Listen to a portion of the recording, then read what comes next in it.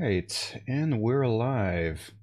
Thanks for joining me this morning as I go over through my pricing and availability data for technology available in stores in Canada. If you've got any question, let me know. And what you can see behind me right now are items which are currently discounted in stores with all the details related to them, basically how they compare to similar devices, what kind of software they can run, and all that kind of stuff. And yeah, I'm here updating prices and availability for the weekend in preparation for the Tech Word Buying newsletter. And if you've got any question or like my advice to get you started on your weekend search, let me know in the chat. All right, time to get a few things started over here.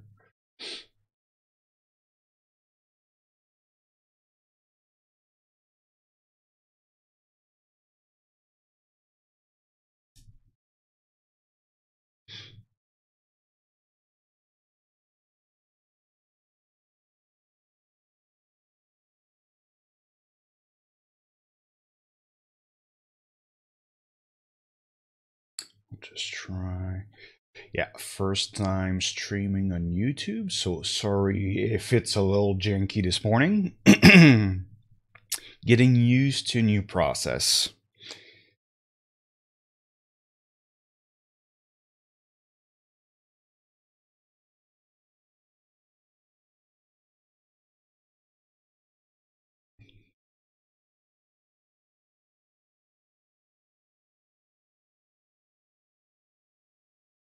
So we'll see what the weekend has in store for us right now.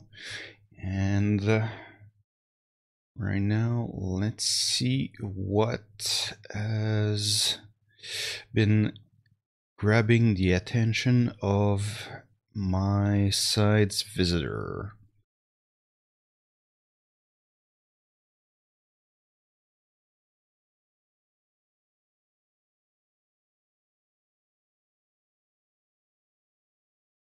So if you don't know, I manage a site called TekAdvisor.ca, and part of what I do is it acts as some kind of recommendation slash comparison engine. It lets me quickly compare similar devices and let you know which offers the best bang for the buck or just versatility for the price and a few interesting metrics like that.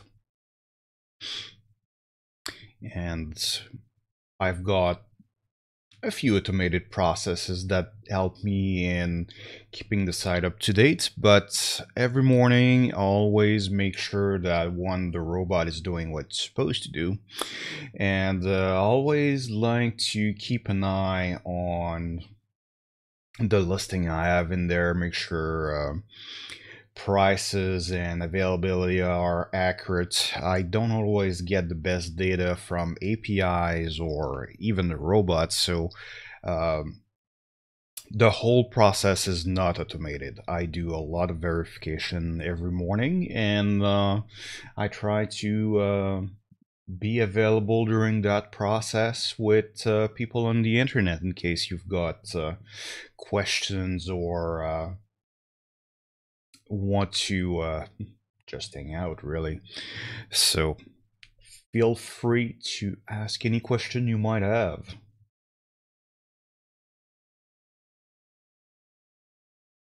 And yeah, right now I'm just compiling data on what is currently available. Actually, what was popular during the last 24 hours on the site. Just importing that data into my process, so I start with what has been attracting the most attention so far.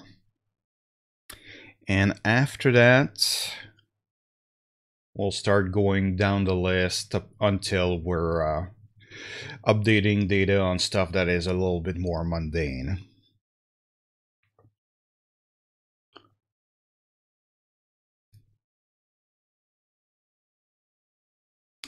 quite a few changes this morning.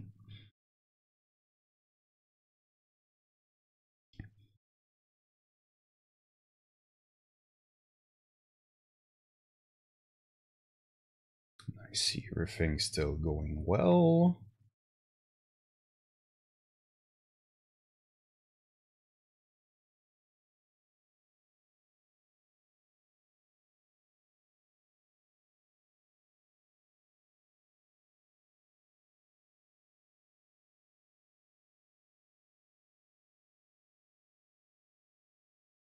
So usually every morning I've got something in the neighborhood of 400 links to check myself.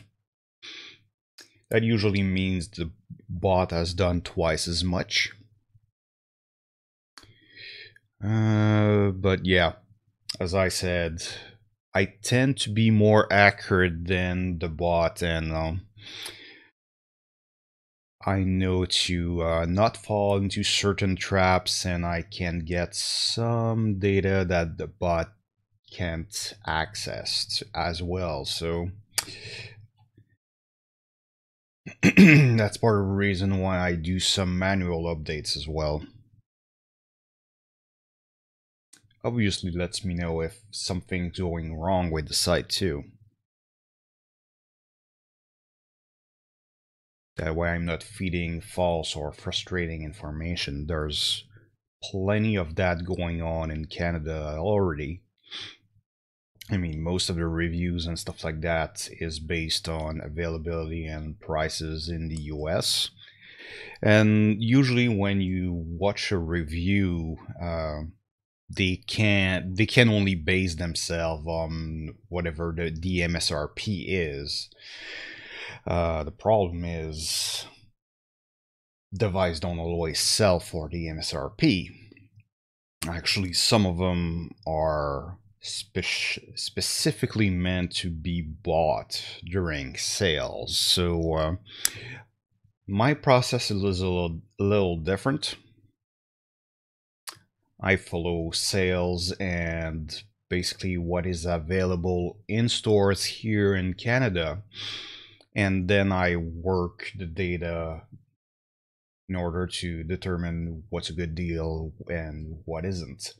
And that changes every day depending on what the current rebates are and all that. Are they still available? Because we've all been in a situation where you open the flyer, you find a great deal that you want to take advantage of, then you go online or go in stores and man, it's already gone everywhere. So I don't waste your time with those unavailable deals either.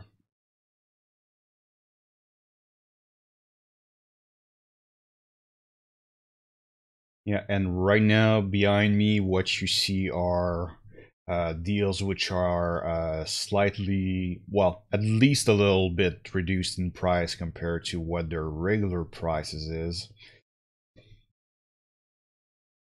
Yeah, sorry about that. Just noticed that I had some sun shining on my forehead for even though I wasn't seeing it.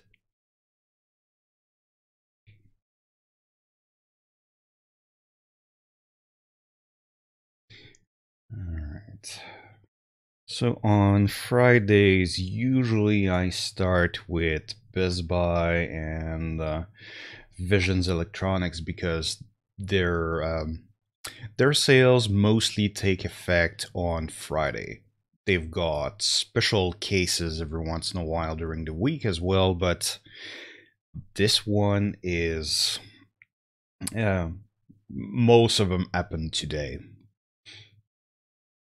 So I'll try to have all the information on them since a lot of people shop for their computers there.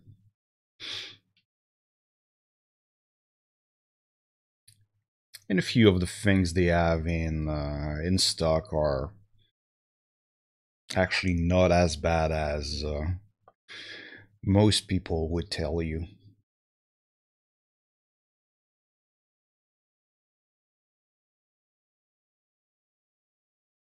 They're not necessarily the best machine, but for the price, usually they offer something pretty good. Well, in some cases, and that's where TekAdvisor comes in play.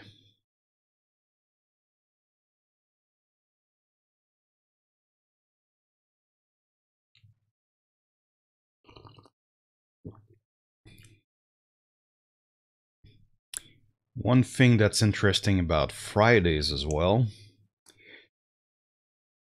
I don't know if you guys have noticed, but I often see prices are a little bit better on Friday than they are during the weekend, even on Saturday.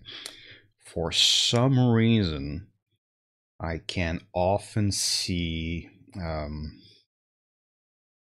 prices come up by something like $10 on Saturday. So, if you've got something in mind and you're pretty sure that you want to buy it, it's sometimes worth it to rush to the stores after your workday on Friday instead of waiting Saturday to do your shopping. You might save $10 that way.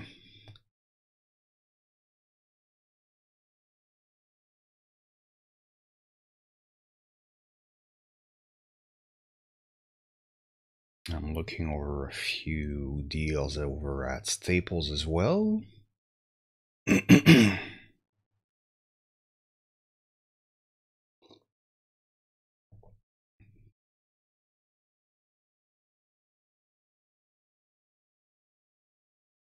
Yeah, the Fire HD8 is attracting a fair amount of attention these days, and I'm pretty happy about that.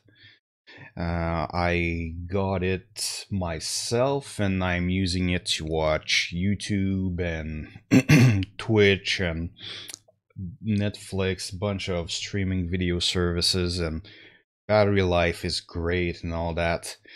Only thing that's a little sad right now, considering how popular it is it's currently out of stock. They expect to get new stock on April 20th. So sadly, that one is off the list for now, even though it's at regular price. But still, $100 for an 8-inch tablet, that's not bad. It's a great portable media player.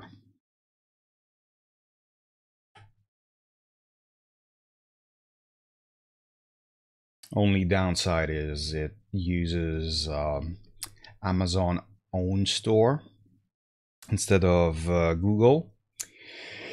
And yeah, there's a little feud going on between Google and Amazon right now. As a result, all the Google apps are not available on the Amazon store. And that also means that you don't have the official YouTube app. Managed to find one that used the web version of YouTube, and it works well for the most part.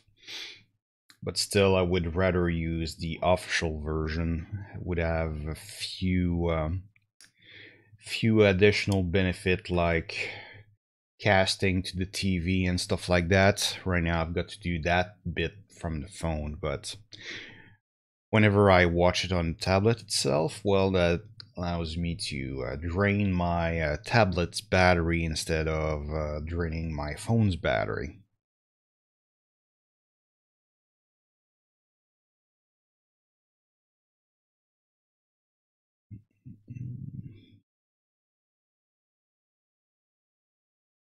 Got a deal on eBay right now.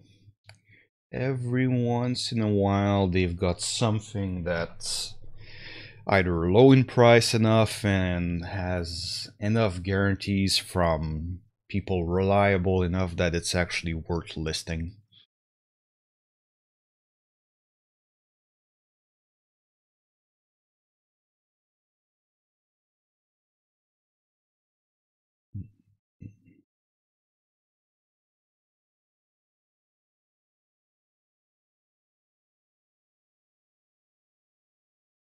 Here's a laptop from London Drugs.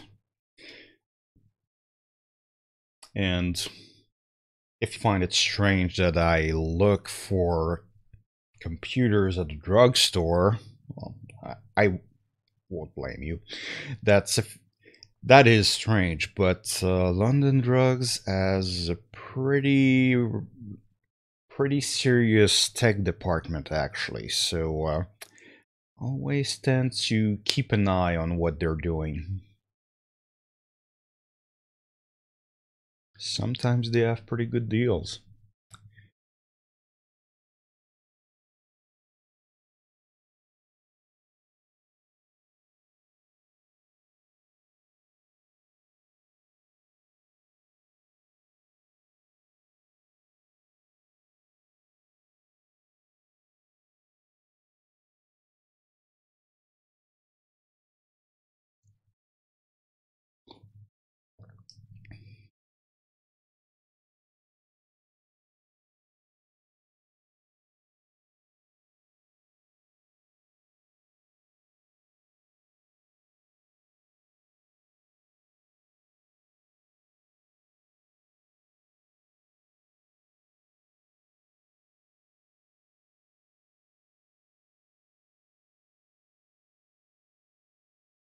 Yeah, that HP 17-inch comes back every once in a while.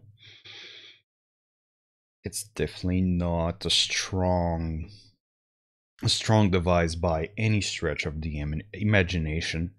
Main attraction for this one, however, is it's relatively affordable at $600. And it comes with a 17-inch screen that is not even full HD. That might sound as a negative, but there's a very specific segment of people that might benefit from it. If you have some side issues, or if you're just tired of squinting at the computer so much, things will naturally show up bigger on that kind of screen. So I often refer to it as a large print monitor, because usually things are going to show up a little bigger on those. Even though you can set up windows to just increase font size, um, you're not necessarily going to benefit from the added resolution if, well, yeah, your problem is that you're too far away to see that resolution, or that your eyesight is not that good to start up with.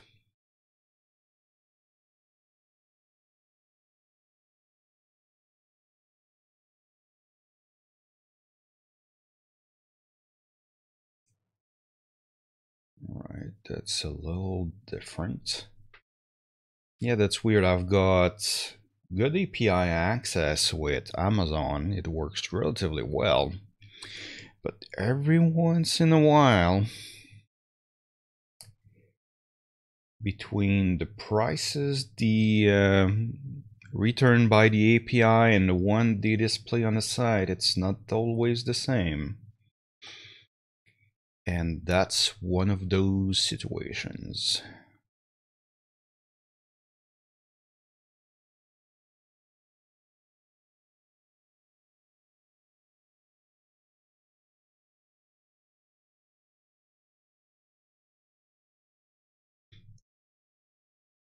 Alright. Tiger Direct. Yeah, everyone carries this large 17-inch HP laptop too.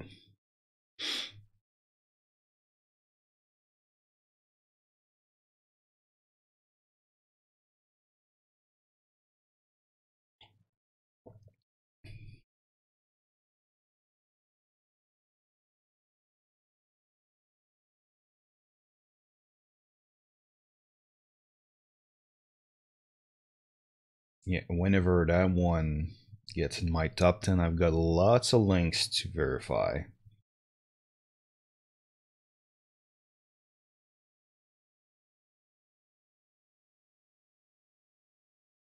Yeah, Staples has it on delivery only. Their prices are slightly worse than the others. Yeah, Mike's Computer Shop seems to have a much better deal on that one.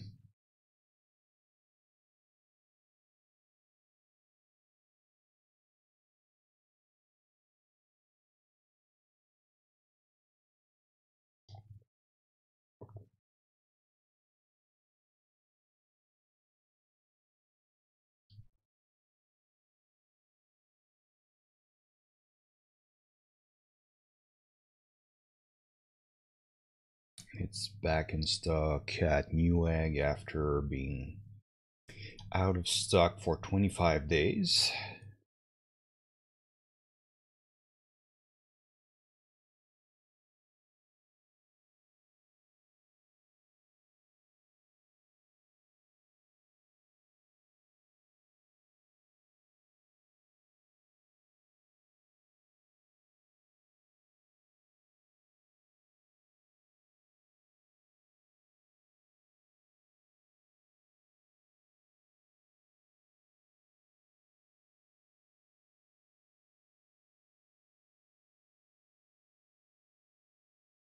HP Pavilion desktops.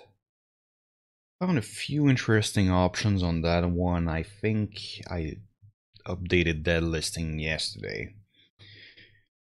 Found a few refurbished sources and things like that. So people that comes to TekAdvisor looking for advice on those refurbished computer deals can actually know what they're dealing with.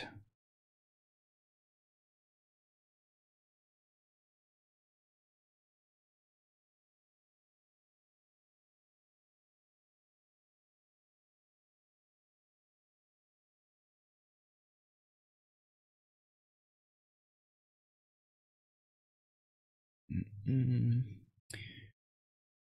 Samsung A5. Only slightly popular at this point. Still not a bad unlocked, no contract kind of phone.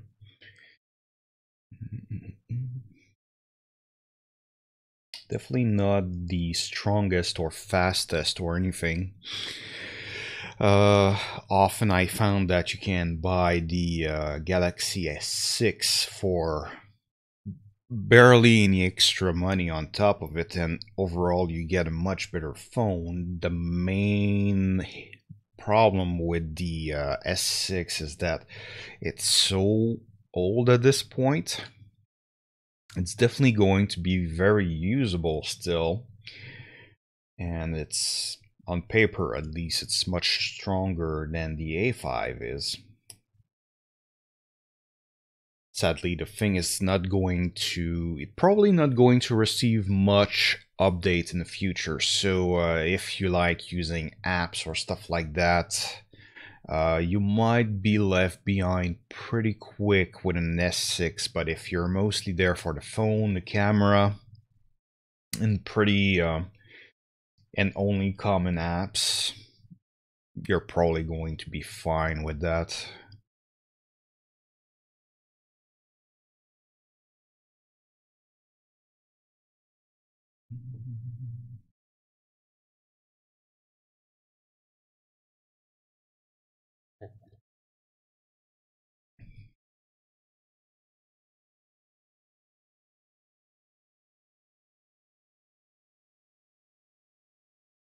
Logitech MMO mouse, the G600. I got that one. I like that mouse. I wasn't sure I would feel having buttons under my thumb because I lift my mouse quite a bit. But yeah, the buttons are hard enough that you don't accidentally press it so much. Not that I ended up using it so much, however. It's definitely the kind of mouse you want to have the sensibility cranked up to pretty much, well, pretty high. You might see me looking all around the place, and that's because I've got a very large laptop to work in. I've got 5 monitors going on at the moment. Um, so I have to manage my hand movement a little bit more than most people. And the nice thing about that one was that I didn't claw it as much as my Proteus, for example, so I could rest my hand a little bit. But in the end, I ended up using a trackball instead because it really works on different muscles of the hand. So every once in a while I switch from trackball to mouse and vice versa whenever I start getting cramps from one or the other. Like I'm on my Proteus mouse right now, which is a great mouse. For gaming mostly, but works well for everything else as well. And when I'm not using that, I switch to my Kingston trackball. So for a while, I just have to claw the mouse because, well, I've got fairly large hands, and the Proteus is a pretty narrow mouse. So I've got to basically grab it by the side and lift it quite a bit. So whenever that starts getting painful, I switch to trackball, and then I mostly work with my index and middle finger.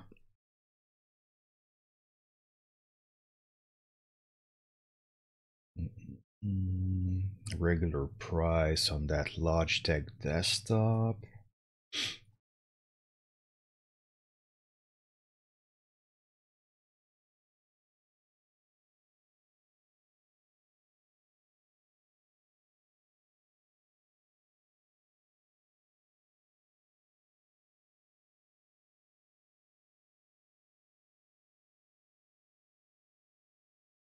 Logitech speakers and subwoofer. I'm pretty sure that one is on sale over at Memory Express right now.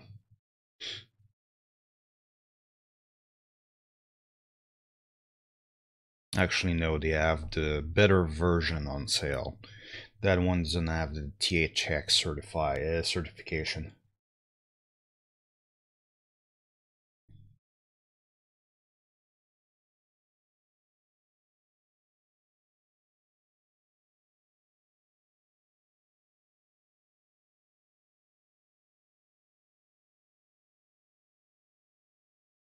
If you wonder why I'm not sharing my screen like a lot of streamers right now, it's simply because what's going on my screen right now is not very interesting to look at. You would mostly be looking at me waiting for pages and data to load. So loading bar over loading bars over loading bars, which is why I've got that slideshow going on behind me, and eventually I'll make sure that that presentation follows up with whatever I'm looking at so that I can have a more natural interaction with my viewers.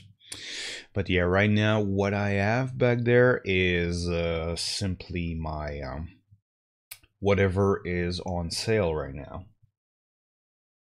And you can see from the graph how well those devices are doing and so on. Pricing history is pretty interesting in my opinion. But yeah, that way it quickly lets you know if what you're dealing with is basically a rebate that's going to be back in a few weeks anyway, or if it's really something uncommon that you should take advantage of. And if I remember right, on those slides I've got, I think 45 days of history.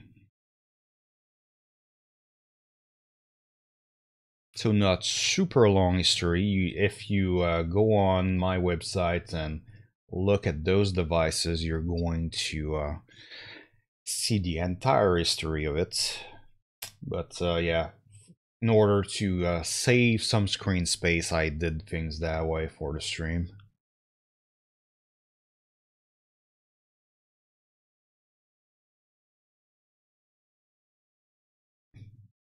Yeah, Microsoft Store selling the MSI Vortex still. Pretty interesting computers with a very uncommon look. It's kind of tubular. Only problem is that that thing sells for $3 grand, and it probably performs pretty well, but I don't know. You really need something compact, powerful and compact to be ready to invest that kind of money.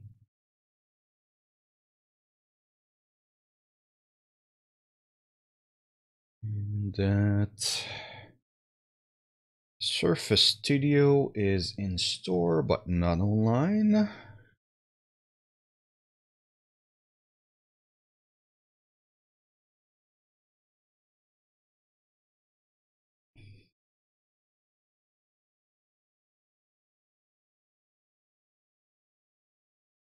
Another in-store only deal, but this time at Staples. MSI gaming laptop.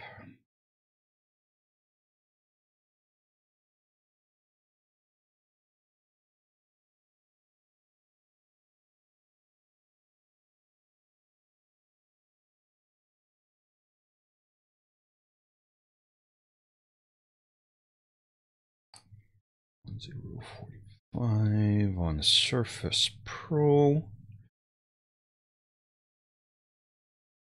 Online and in stores.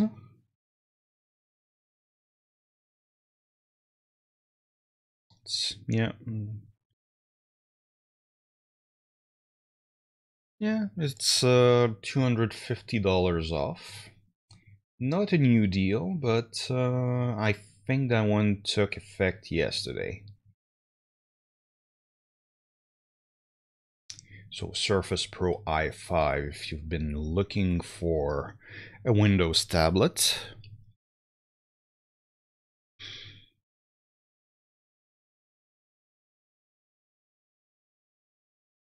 I don't often recommend the Surface Pro, mostly because for that price you can get a much better, how would I say?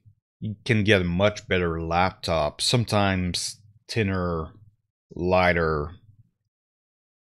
and easier to carry around, and much more convenient than a tablet. Plus, the Surface requires you to buy the keyboard, and I think those are going for $150 at the moment.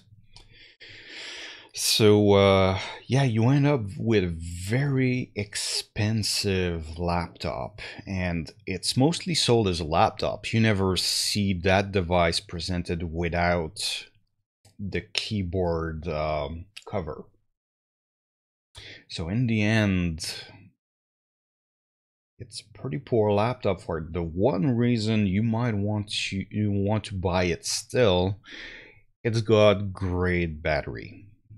From what I'm seeing, all benchmark I'm seeing, batteries are great, and it's a very premium looking and feeling device. So if you like luxury or need battery time or both, it can be worth it. It's for whoever spends a lot of time in meetings and need to look good while doing so. Then in that department, it's pretty hard to beat. But yeah, you're paying a little bit for appearances there.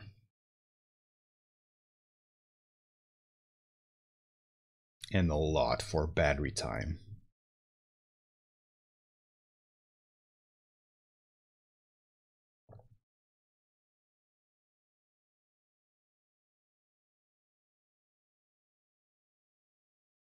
So $30 on the Logitech wireless combo. Amazon has very good deals on peripherals overall. Since I've started tracking those, I'm kind of shocked by how much they sometimes undercut the rest of the market, and that's in that area. So yeah, if you're looking for a new mouse, keyboard, and stuff like that, you should probably consider Amazon.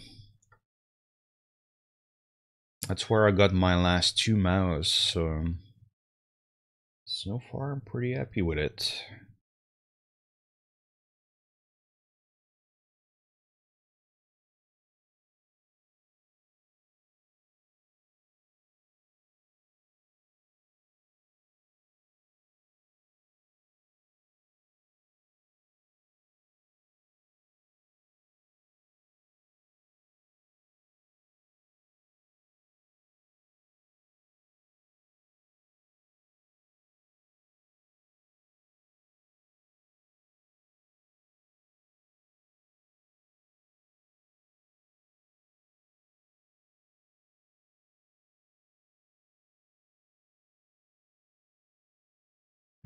Dell XPS 13 from sold at Microsoft. It's out of stock everywhere now. I'll take that off the list.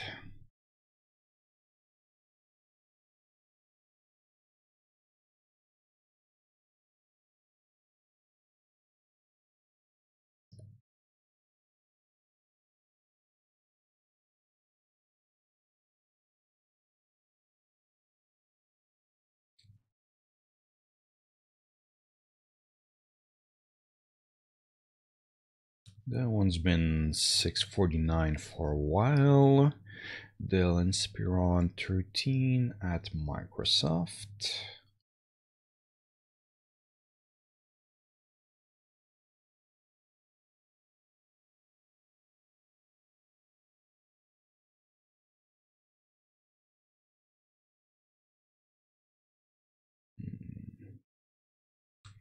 Galaxy S9. Obviously, no price drop on those. They just came out.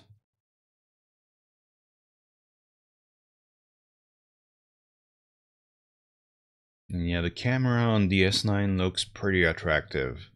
People are a little disappointed that the battery's not better, considering it's the first premium smartphone coming on the Android side of things, featuring a new processor in a while.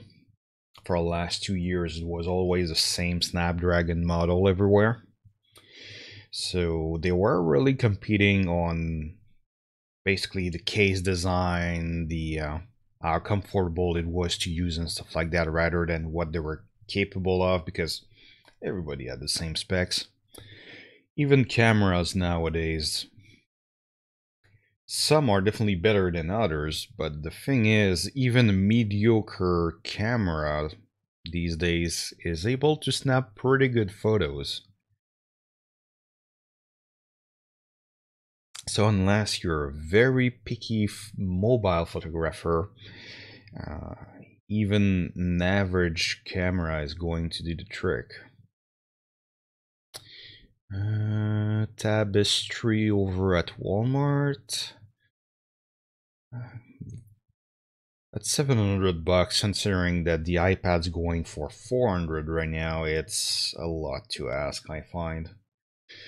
The stylus could be interesting because it comes with it, but yeah, not very attractive. You need to have a very specific project for it to be worth considering, I find.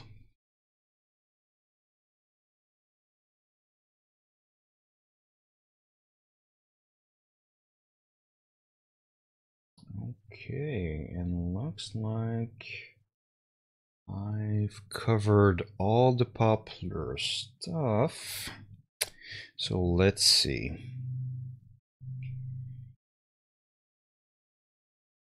I'm going to send my trending device of the day.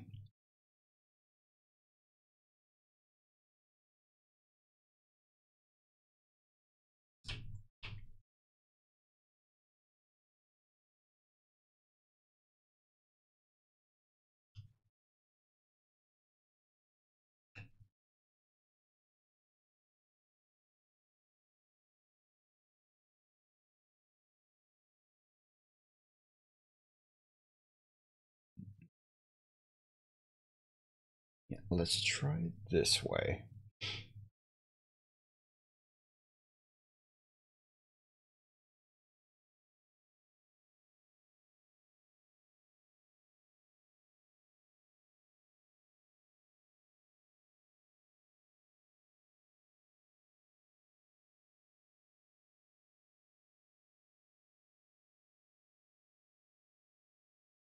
All right. So this 15-inch laptop comes on top.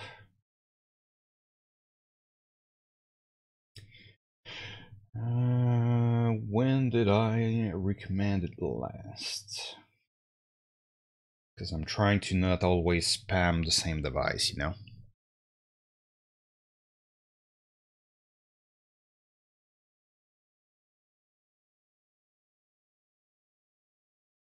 So 895 recommended that one 2 days ago.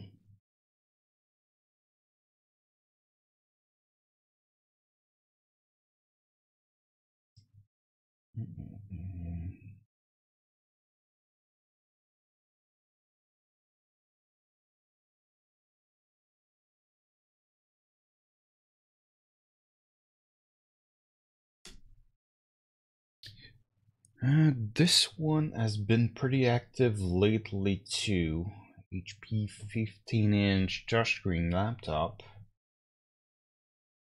That one I recommend on a regular basis. Last recommended March 31st. And it's still trending. Price hasn't really changed, however.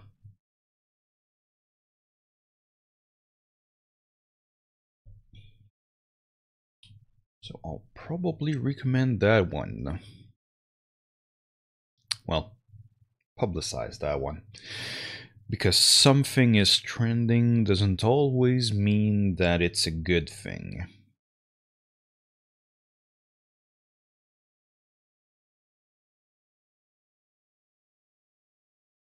But it tells me that people are looking for that one, so at least that way they can find some easy way to compare it to other devices and see if it's right for them or not.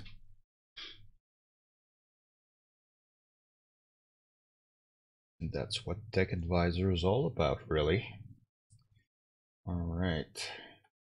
That's it for popular content for this morning. Now let's go on with the rest of the stuff. And back on the Best Buy listings. Let's see what they have in store for us today.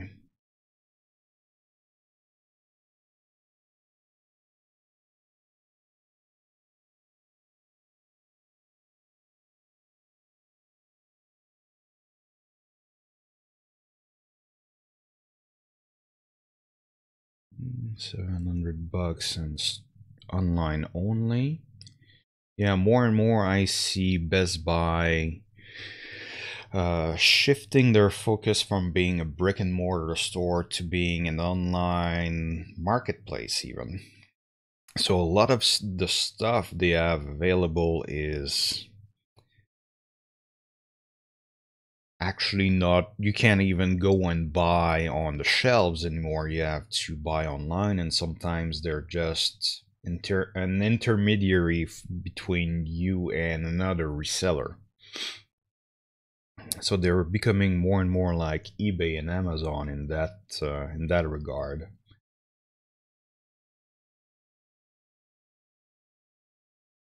So at that point, I guess it depends on what your personal history with them is.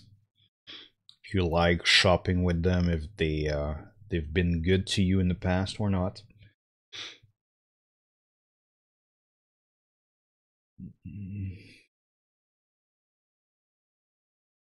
It's strange how sometimes some out of stock laptop can remain popular for a long time.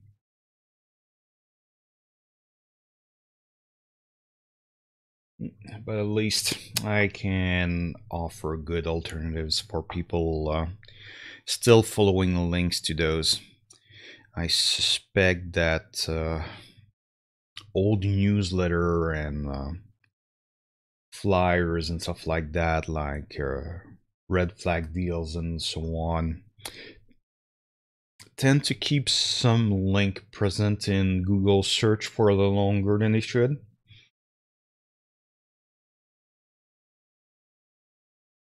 I guess I contribute to that to a certain degree, but at least the stuff that gets indexed from what I publish gets updated daily.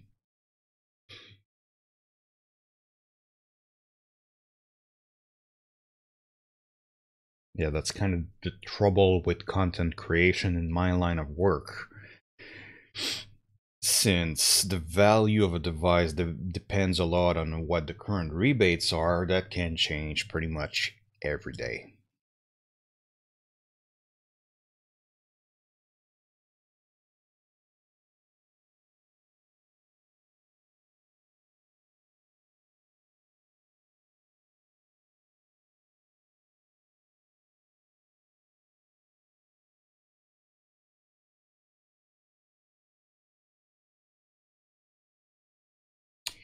So 200 off on Republica Gamer Strix Gaming PC over at Best Buy.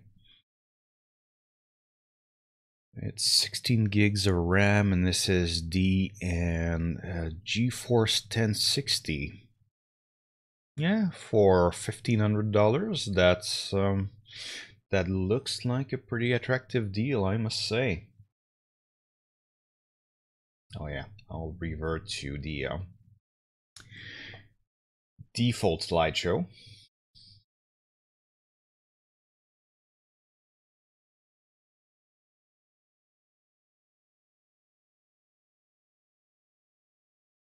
And that slideshow updates from time to time, so as I add or as I find new deals or that I find that certain deals are no longer available, this gets updated.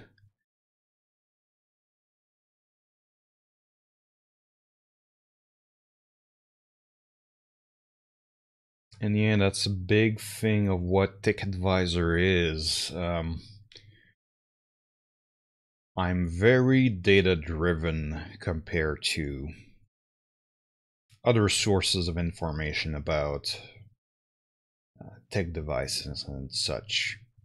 There's pros and cons to that, obviously. I can't tell you how a keyboard feels really when you type on it, or uh, how good the screen is, or anything like that. But the good thing about it is that my data stays current instead of progressively becoming staler and staler.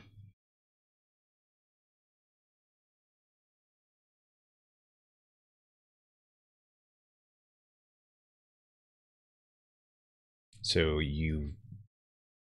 well, hopefully you won't end up in situations where I recommend something and then you go to buy it and it's not even current anymore.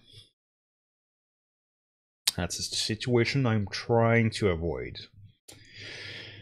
That's something that we have to deal a little too often for my taste in Canada.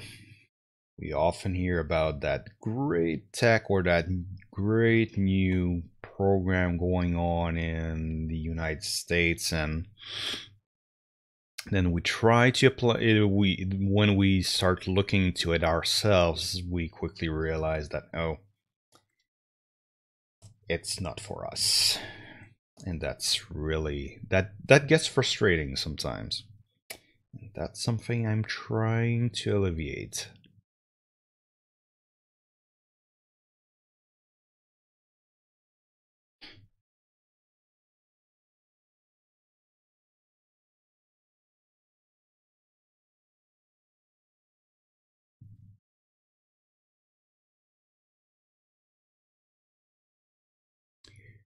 Ultra wide 29-inch screen out of stock.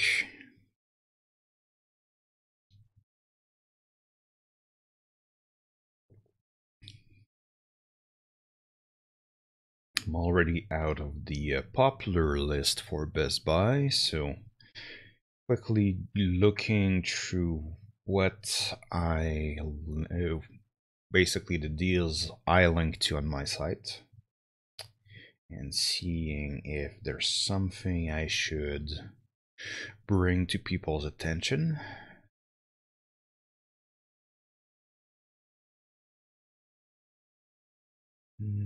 Surface Precision mouse is now online only.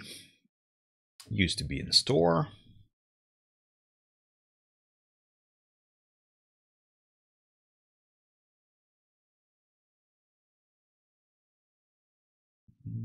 No drop frames so far, so technically the stream's going well right now.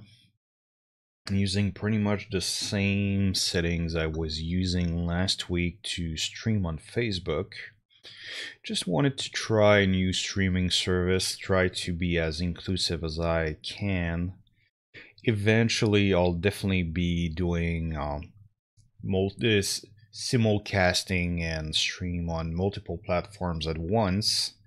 Sadly, I just learned that Facebook doesn't like that. So probably won't be streaming on Facebook again. If I do, it's going to be in some kind of a different capacity, maybe rotating events on different platforms where I can go and reach to people I wouldn't reach otherwise. And sadly, Twitter's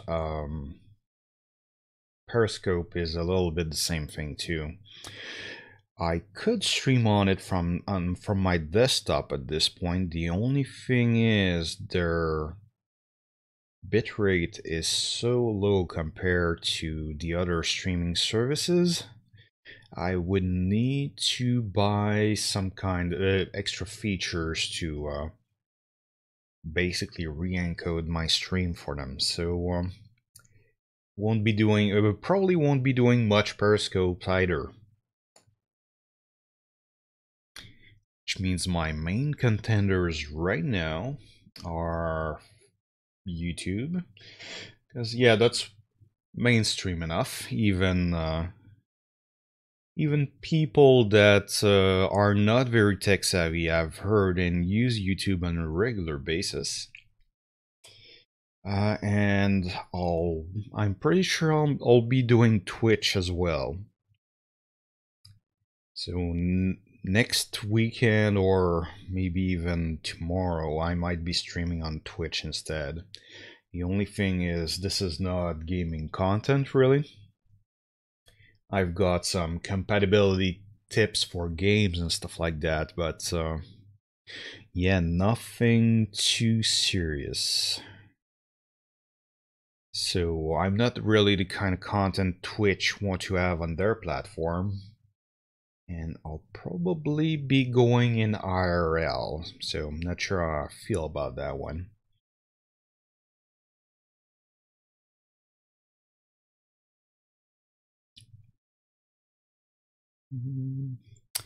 Wireless keyboard and mouse combo here, going up in price.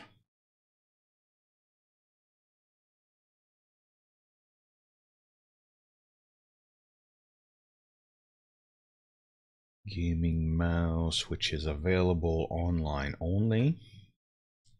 Yeah, I kind of miss the time where stores which dealt with technology a little bit used to have displays for mouses and stuff that you could try or at least get some kind of a feel for it. That's one of the things where I found real value to being able to just put your hand on them.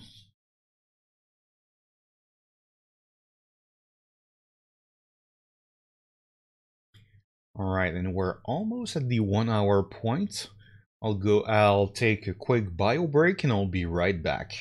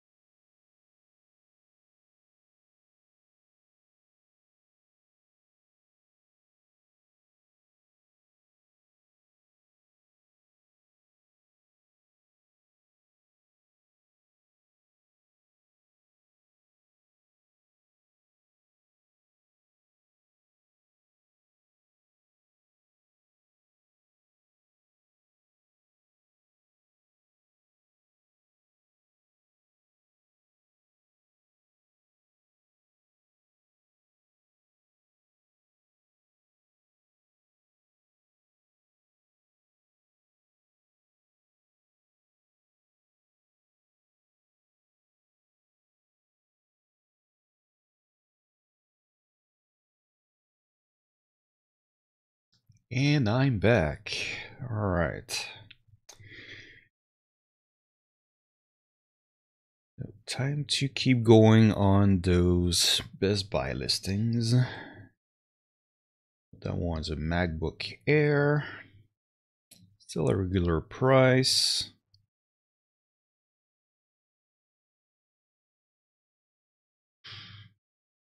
Probably there is new MacBook Airs coming up, so we'll see what those are like. They're just not very capable computers to start with. They're not supposed to be. It's just that usually, considering how expensive a Mac is, that's what most people go for. And sometimes it's good enough. Often it's not.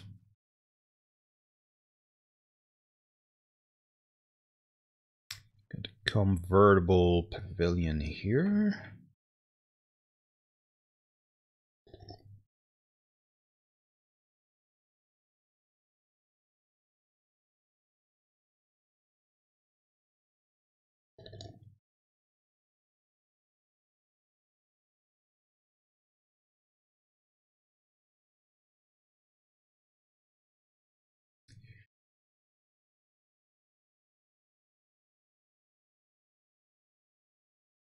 And yeah, the idea of me streaming like this in the morning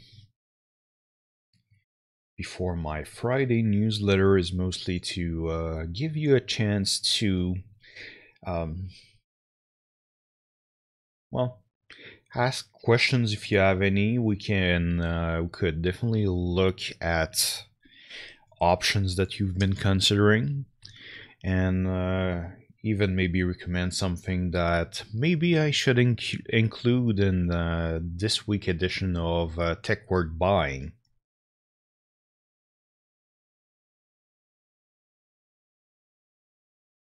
Because yeah, I don't manage to add new device listing to TekAdvisor every week.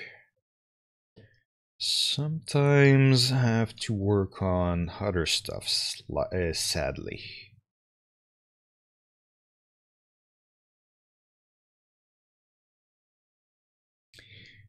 $400 off on an HP Omen gaming computer.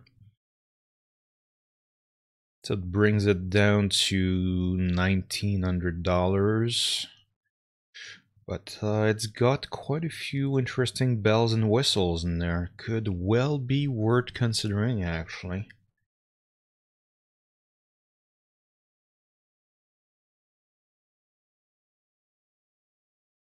Right, I see the Pixel 2 XL still on sale. That's true. I'll be reviewing that one shortly.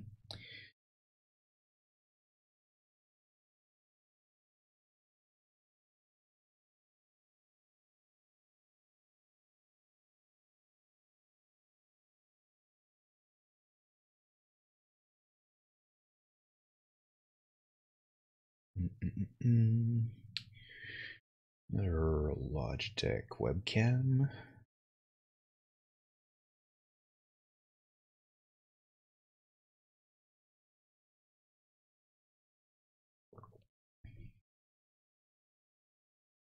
Yeah, these days I have a lot of refurbished stuff in my listing, which is part of the reason why I added more data to list the condition of devices on my site.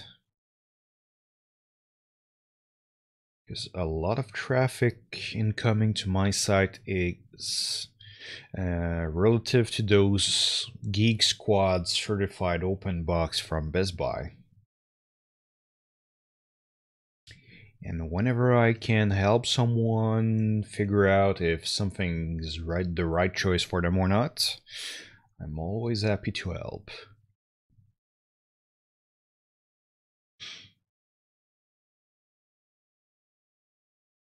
And usually in pretty much every newsletter I have at least one refurbished option. That way if someone is really pinching pennies, when N needs a computer, at least there's something worth considering for them in that list. It's pretty amazing what you can find for $300 sometime. It's definitely not newer tech, but it's new enough that you can go on that for quite a while. And sometimes old tech is capable of whooping new tech's ass pretty handily too. Especially if you compare something that was built for work originally and you compare that to a cost-efficient device. Those sometimes are not very capable, especially if they run Windows.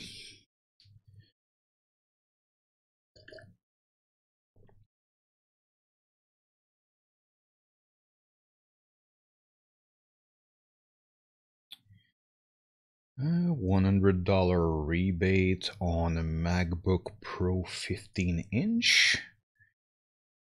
Usually $100 I would barely mention it, but it's an Apple product. We don't get sales on those on a regular basis.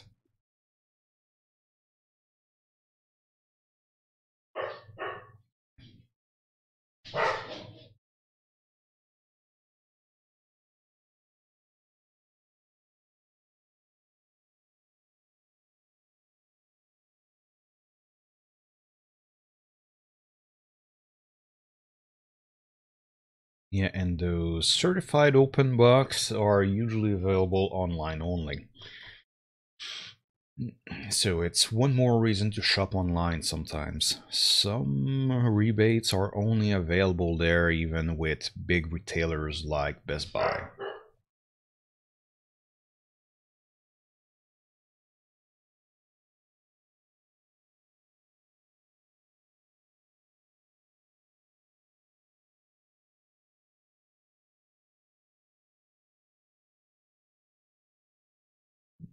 Mm.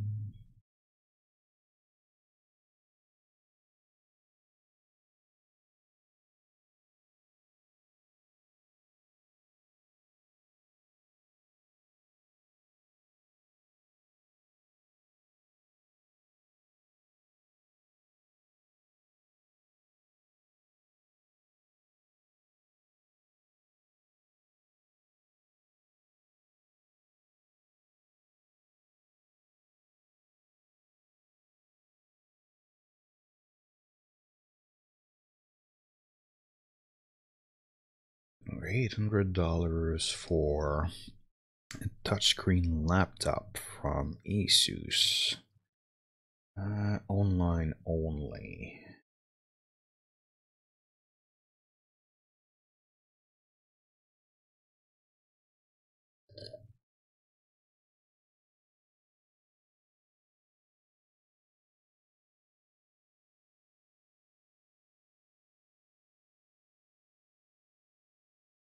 $3,000 for gaming desktop.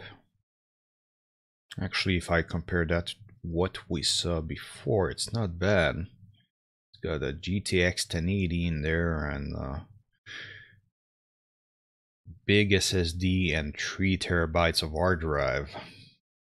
That's pretty serious stuff and definitely worth considering for someone doing video editing, I'd say.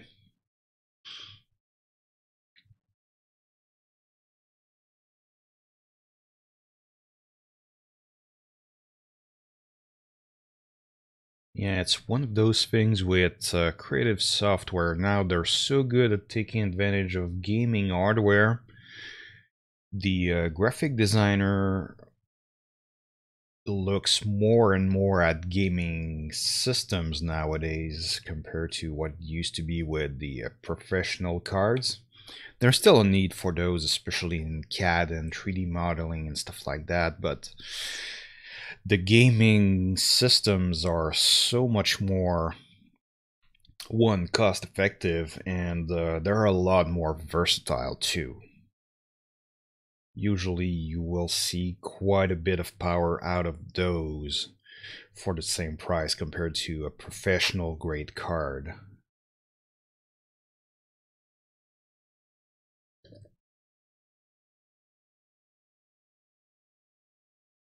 It's nice. Back in the day when we were 3D modeling, you would be looking at matrix cards and stuff like that that would be great for, let's say soft image and stuff like that, but would do terrible at games. So at least now it's easier to have it all.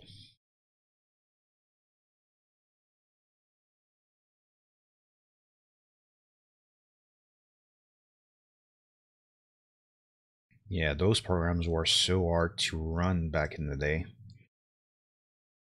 Now it's a lot easier. If it's your livelihood, then maybe, yeah, you will want something built specifically for that purpose. But yeah, for a home system, yeah, you've got plenty of choices.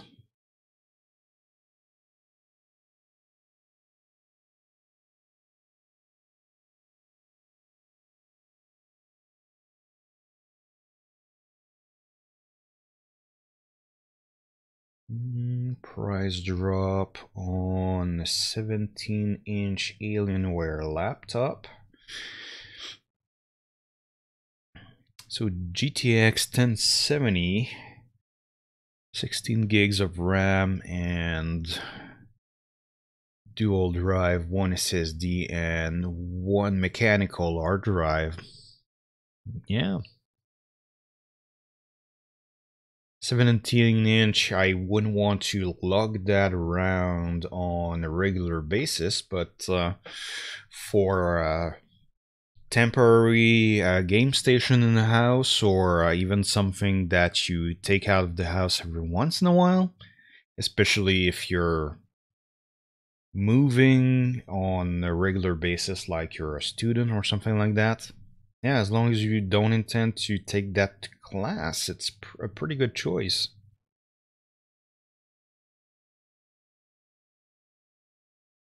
I'll want to take that and a cheap, let's say, Chromebook just to take notes during class or stuff like that.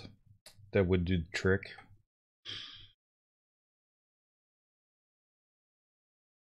It's not the most cost-effective thing in the long run because hardware upgrades on the laptop are pretty limited, but still worth considering if space and frequent moving is a big factor for you.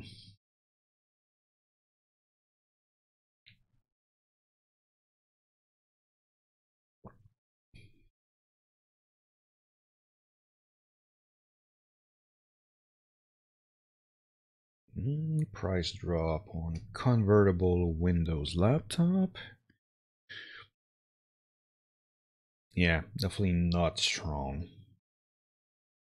For 500, I've come to expect a little bit more, but in the current market, that might be the best we can expect.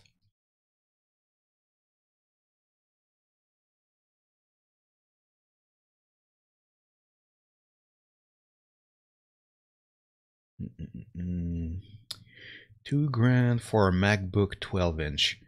Yeah, those things are pretty expensive for what they do. And sad to say.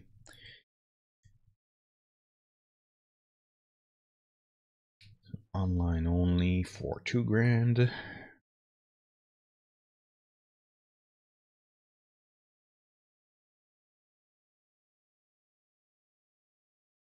Let's see, I'm at 26% of my updates, and I'll be going offline to do the newsletter around 11 o'clock.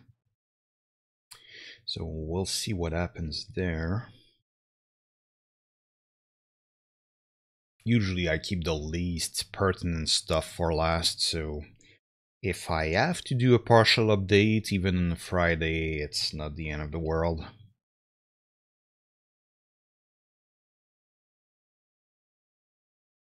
Nothing on the side is older than 1 day old at this point.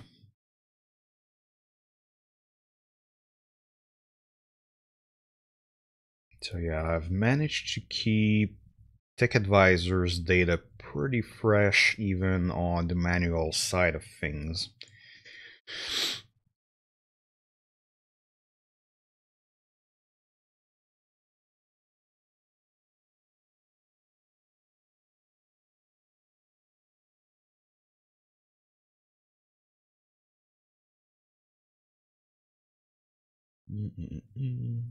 And usually the stuff that goes a little bit more stale is of no interest to my viewers anyway.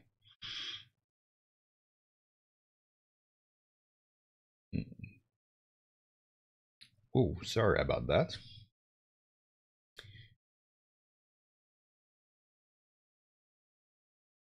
Felt very tired for a second there.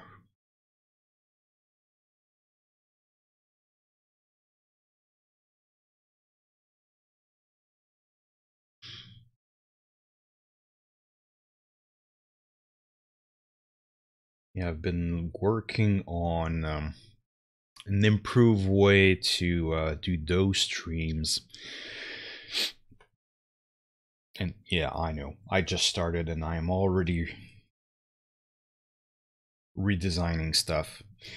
But should enable you to basically follow me along as I look through listings, and at least you'll be able to see basically the device I'm looking at currently and have a better idea of what I'm talking about. Right now there's little connection between what I'm saying to the camera and what's going on the screen behind me.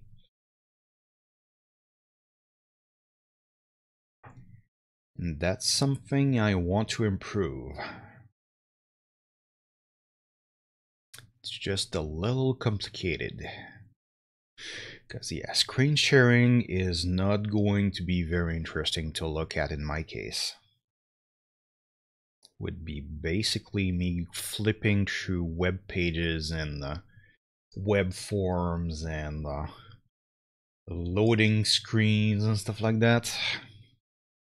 Pretty sure it's not very interesting to you guys to look at. And sure, one of the pillar of TekAdvisor is not to make is not to feed the train hype, the hype train. Sorry. I'm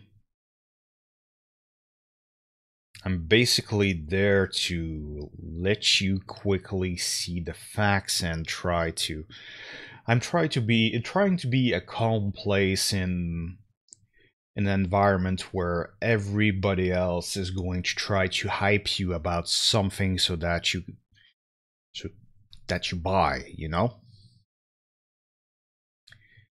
I take for granted that you're probably excited enough to make your purchase right now, and I try not to add to that.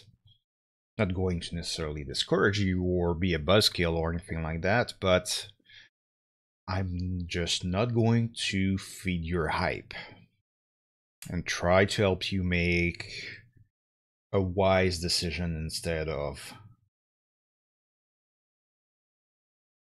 try to overhype something that might not be worth it.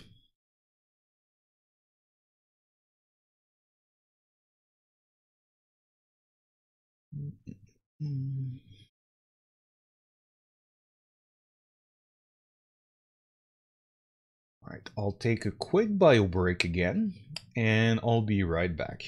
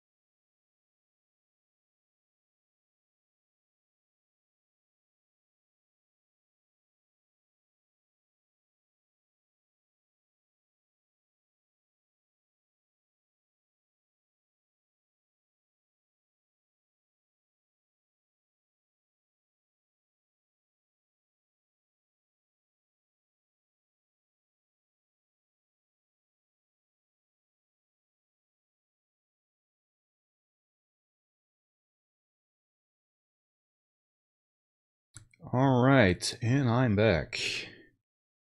How's everybody doing?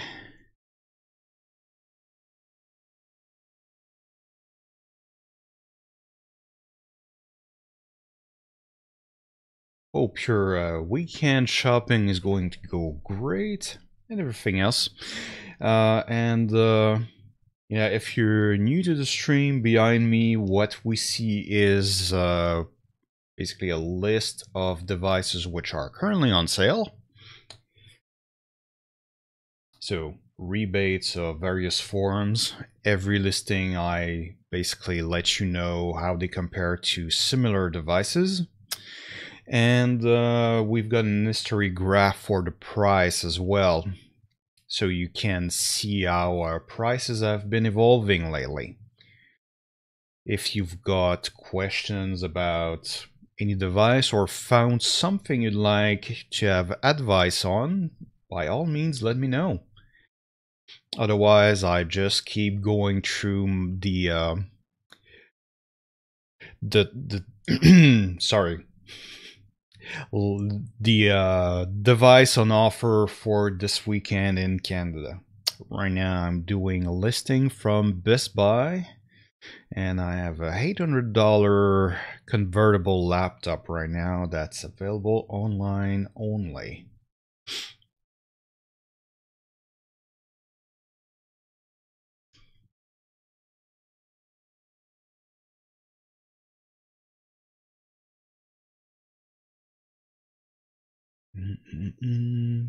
Certified open box for all-in-one. Online only again.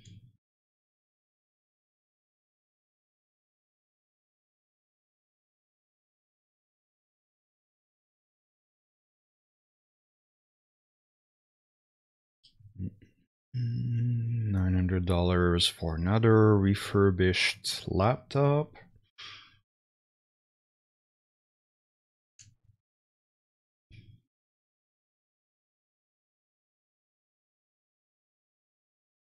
And yeah, keeping an eye on my dogs outside, so every once in a while I need to stretch my legs and let them in and out. Prevent me from staying in my chair too long.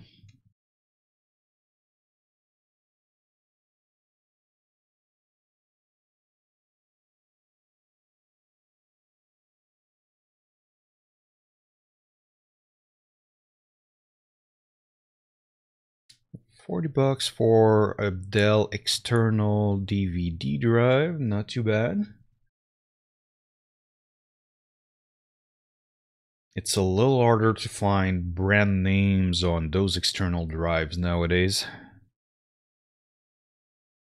I know mine is some no-name company I never had heard of before. And for something that easy to manufacture, it's not a big deal. Oh, $200 price drop on a laptop here. 15-inch Inspiron, never sure how to pronounce that one. But yeah, 15-inch touchscreen. What, i3, 1TB with 8 gig of RAM. Yeah, much better deal for $500 than what we were seeing earlier. And it's available in stores and online.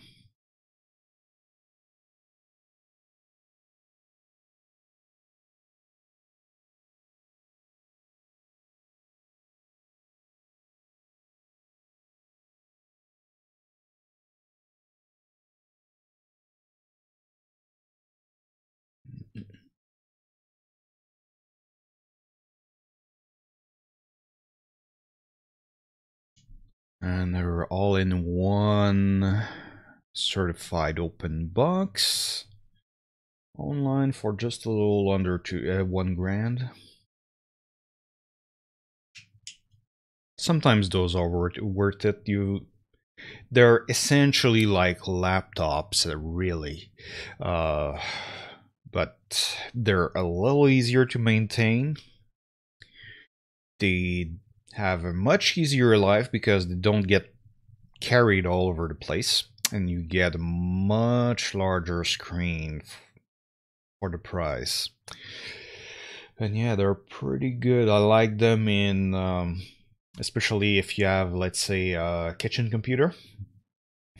They're pretty interesting in that context because, well, the kitchen is a pretty good place for a computer, believe it or not, because we tend to spend quite a bit of time there.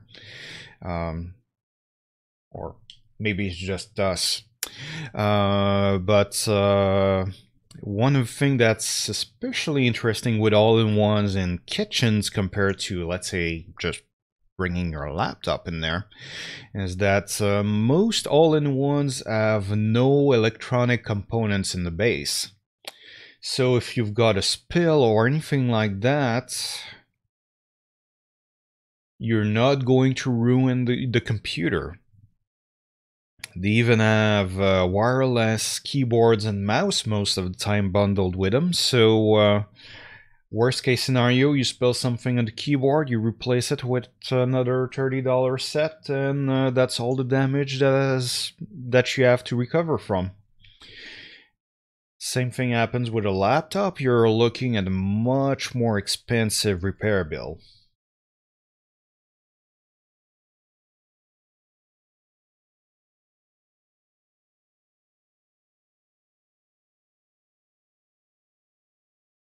Another listing for the Galaxy S9.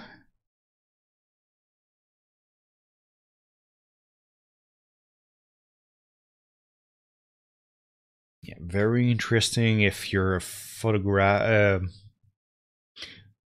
enthusiast on a smartphone. The camera on that one, especially the XL model, is pretty attractive.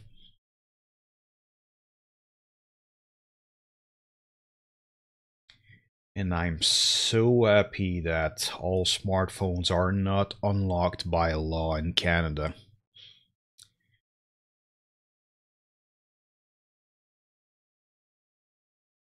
It's a much better situation to be in. It's not like you don't already have contracts and stuff like that signed up with them, and uh, basically have to stick with them for a determinate amount of time already. Contract was already forcing you to stay. They didn't really need an extra measure to keep you around. Alright, that laptop's been out for 30 days, so I'm going to delete that link and stop spending time updating that every morning. I had a Razer phone. Not personally very interested in on gaming on mobile, but wondering what a 120 Hz screen would feel like. It sounds like a pretty interesting proposition, even though it's just an it's an IPS display and not an OLED.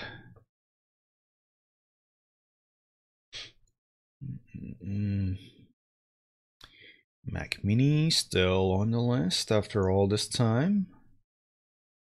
It's probably the older product on my site at this point. They haven't received attention in a long while at this point.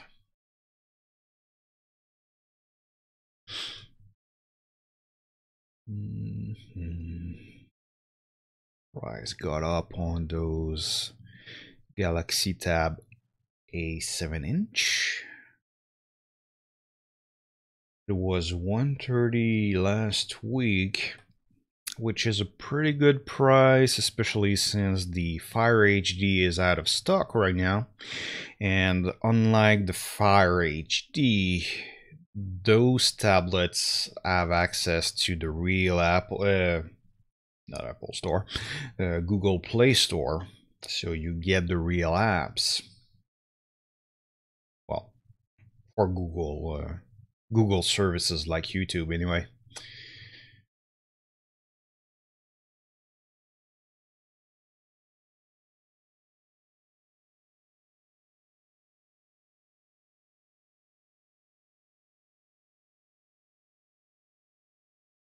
Yeah, looks like I'll have fewer options to pick from in terms of tablets this week.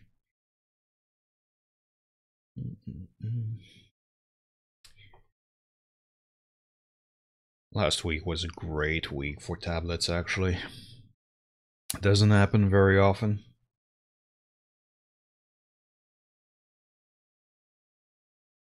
Guessing that was Apple announcing their new iPad. I looked into adding that yesterday. Got most of the data entry done, but they're not available in stores yet, so it will have to sit tight a little longer.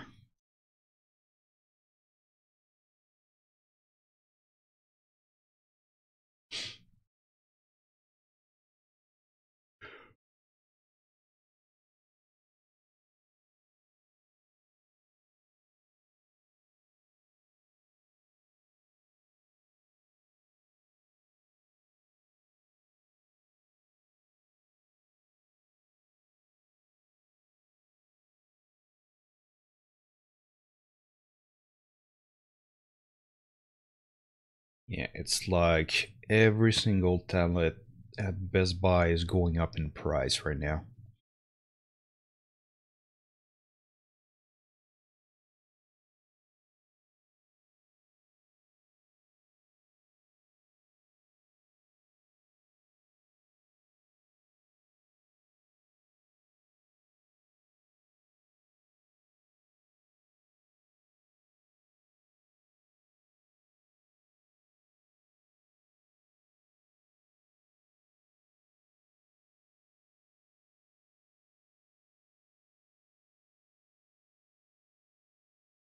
Yeah, definitely have a case of too many tabs open at the moment.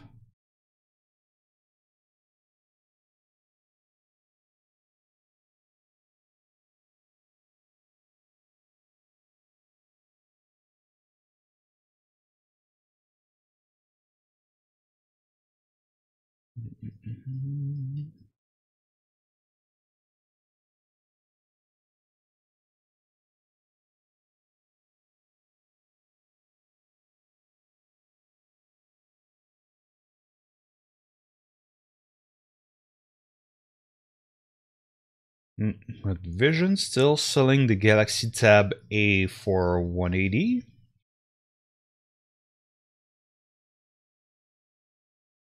If you want to spend less on a tablet, that's probably one of the good places to look.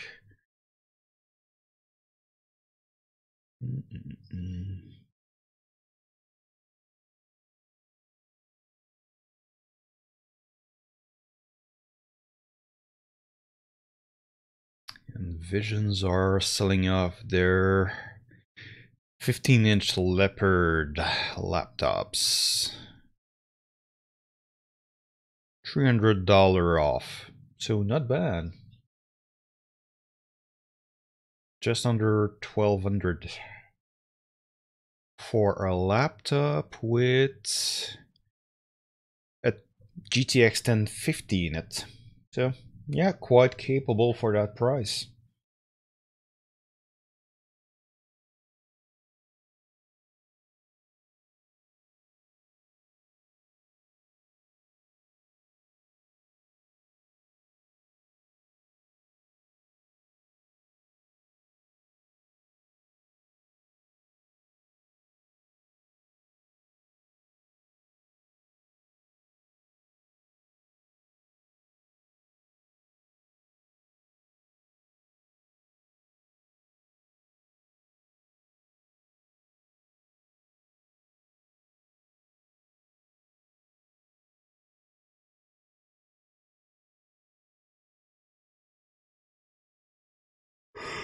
Oy.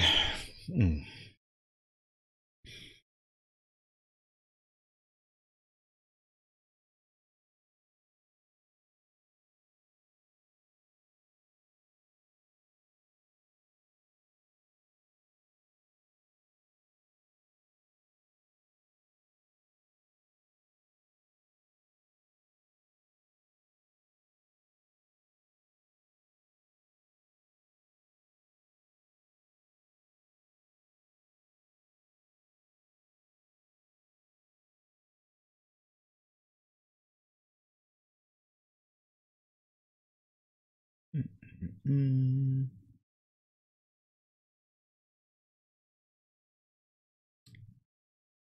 Interesting.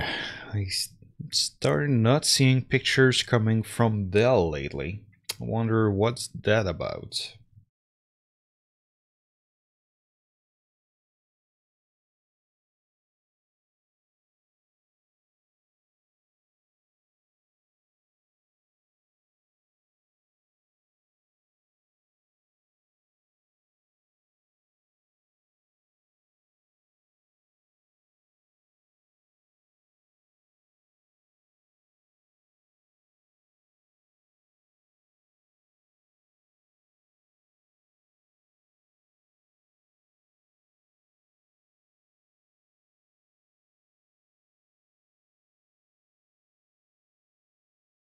Alright, looks like the Corgi proximity alert went off. So I'll be right back, people.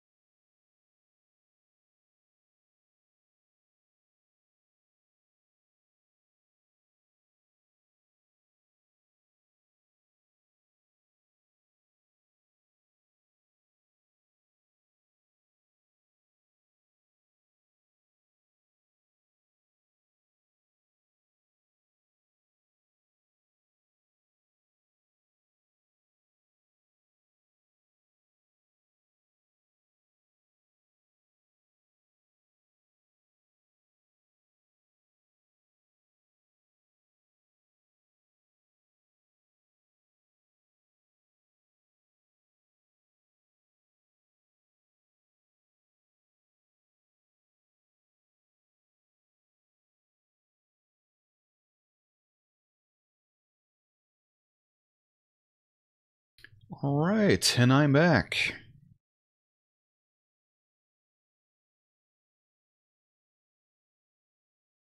Let's keep going on those prices. I'm currently at 38%.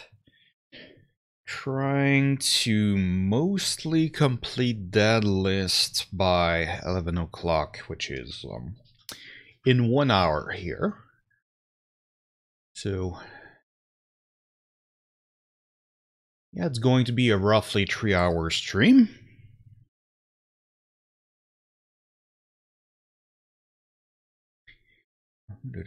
Alright, that's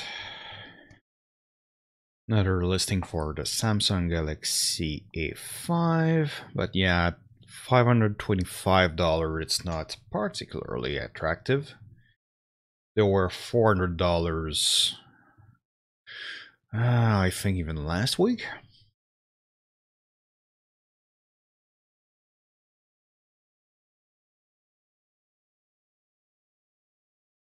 Hey, what up?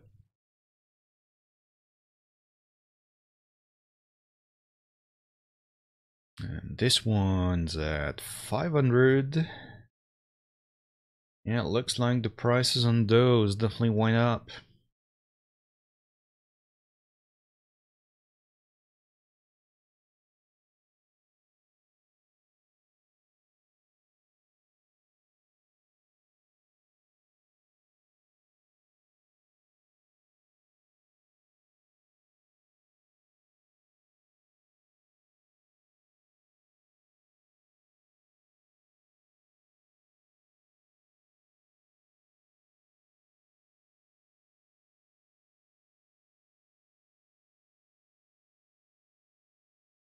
So that laptop from the source is, yeah, in stores only.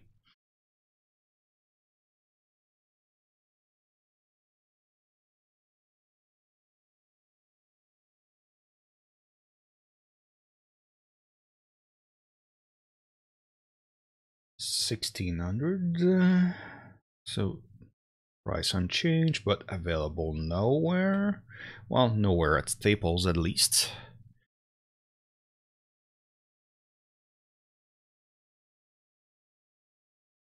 So $900 and still out of stock there again. An HP Pavilion 24-inch all-in-one.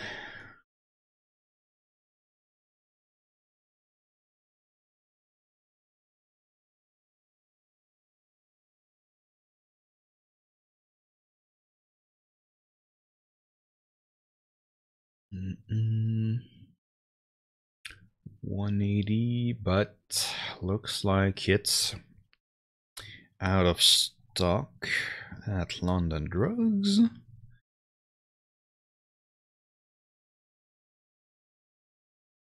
Yeah.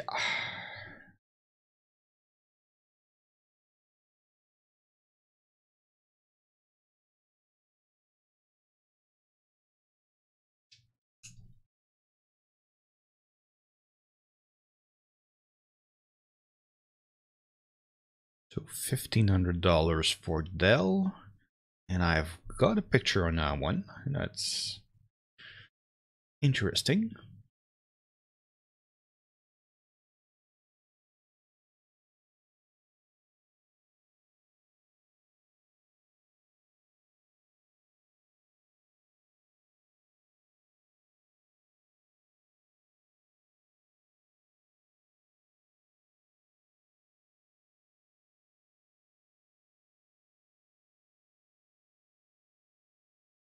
Looks like I'm done with my previous newsletter picks. So now I'm in the stuff that hasn't been popular lately and that hasn't been popular with me either. So at least I'm done with updating the important stuff, the relevant stuff. Now I just have to do the more obscure stuff and see if something unexpected cropped up.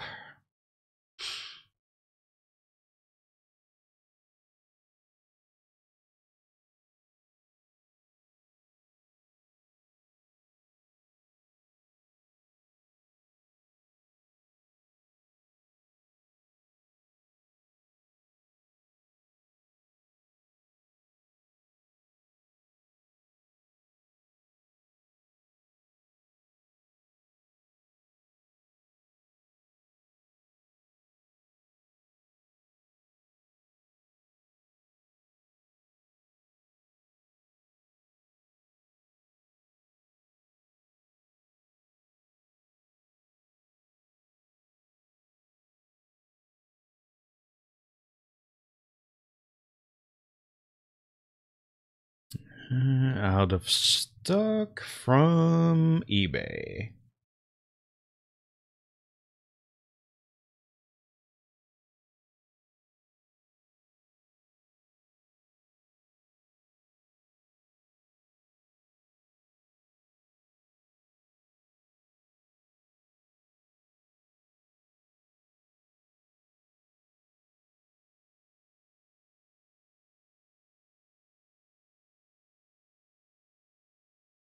Apple's not in stock at Costco.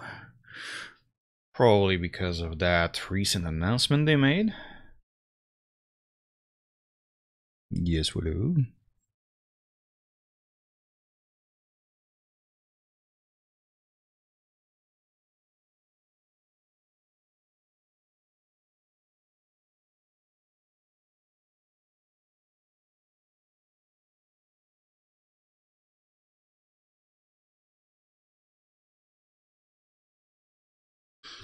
It's weird. Every time I stream, my dog becomes really starts seeking attention. Rest of the time, usually she doesn't care much.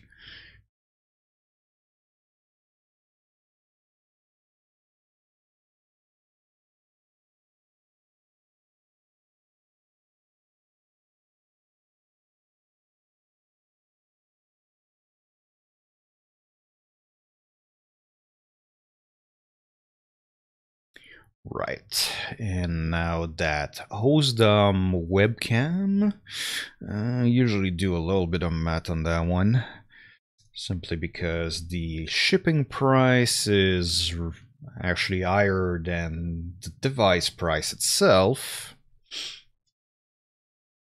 or almost. And considering it's only 12 bucks, and that's the webcam I'm using currently, so you're currently seeing me through what you could buy for only $13. It's pretty good, and yeah, it's just plug and play and works with anything, including Linux. Even though it's definitely not the most sophisticated out there, but works well.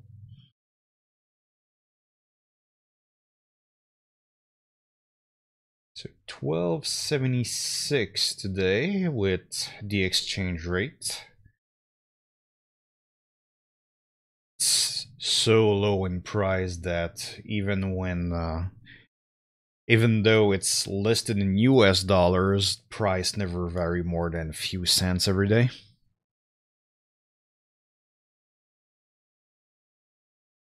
And let's see, the Google Pixel 2 from Google directly, still $900.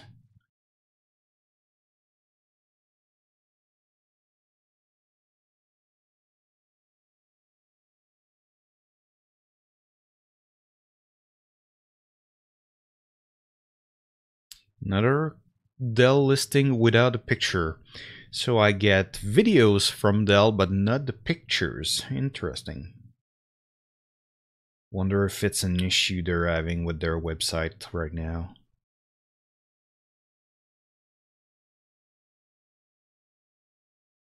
Though, must admit, I'm getting a little paranoid about websites blocking me these days.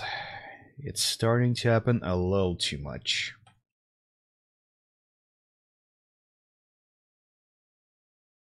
There's a lot more resistance to what I'm doing with TekAdvisor than I thought originally.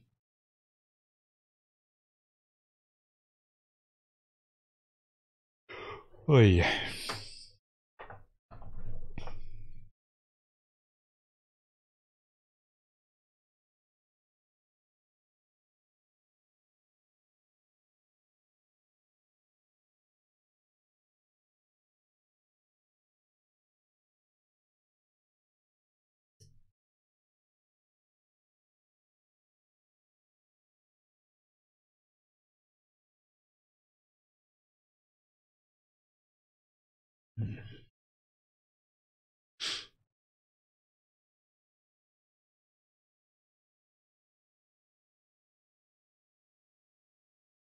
So $1,300 for a gaming laptop here. Yeah, it's the usual GTX 1050. It's got a pretty good hard drive for the price, however. At Canada Computer.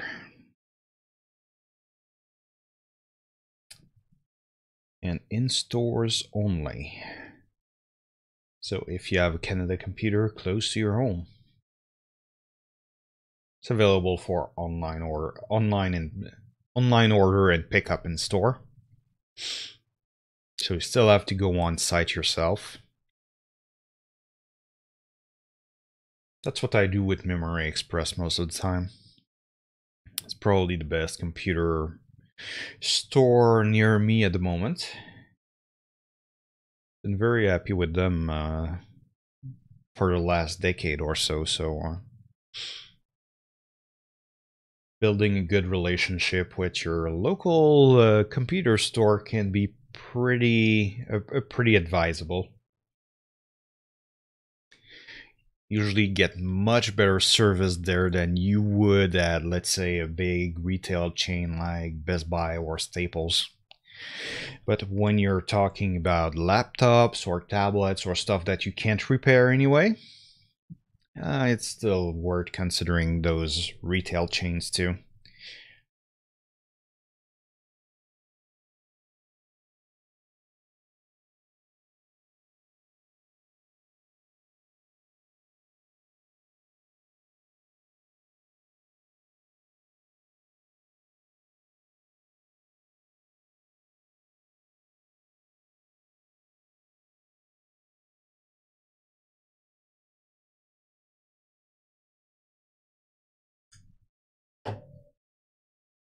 Mm-mm-mm.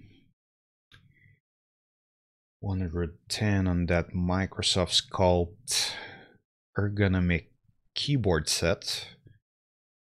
Actually, one of the few cases where it makes sense to me to for them to have made it a wireless system.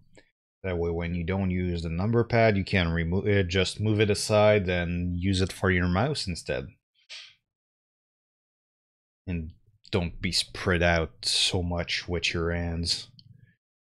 Smaller keyboard, well, narrower keyboards have are more ergonomic as long as you don't use the numbers as much. So the wireless feature just lets you rearrange your desk depending on what kind of task you're doing. So yeah, I found it pretty smart. Usually I prefer dealing with cables than I do dealing with batteries. It's not that it's that hard to keep them charged or anything like that. It's just that, yeah, I'm not very fond of batteries. The fewer I have to take care of, the better I feel.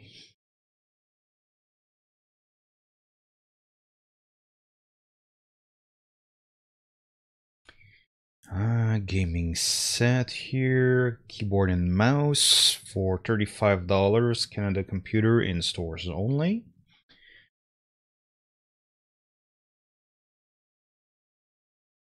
So pretty good reviews on it, and yeah, pretty impressive for the price, it looks like.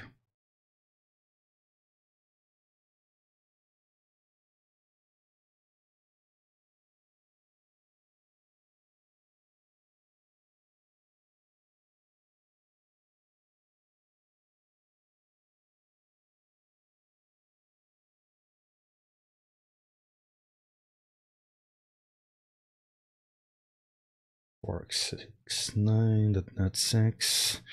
Yeah, the LG G5 is starting to be harder and harder to find. I kind of like that design actually.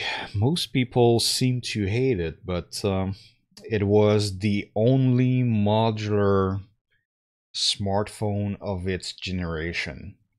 It's one of the last uh, flagship smartphones to have a removable battery.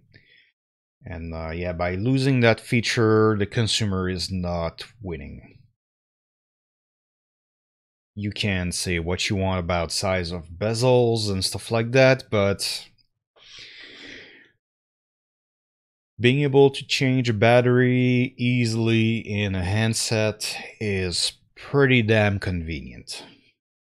Especially when you have situation like what Apple did with their iPhones and starting throttling them to prevent phones from shutting off because of inappropriate power supply.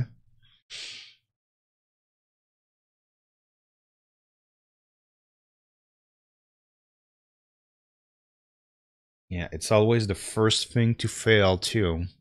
I'm still using my old Nexus 4 and my wife Samsung Galaxy S5 around the house. They're still fine for dedicated purposes, but in both cases the battery inflated and cracked the case, maybe the even the glass open. And that's not a good situation. You don't want those things exploding around you, and really I'm not using the battery anymore. They're plugged in pretty much all the time now. But they won't even boot up without a battery in them. So I have to keep a cheap battery in there and keep replacing them. Just because I want to keep using my devices after their prime time.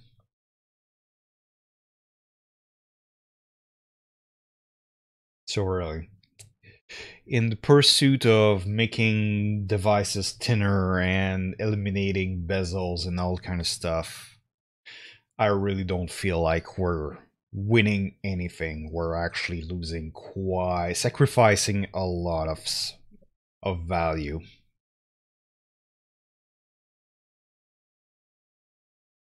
Yeah, there's such a danger of pursuing those disposable solutions for technology, especially considering how polluting it is to create them in the first place and then disposing of them afterwards.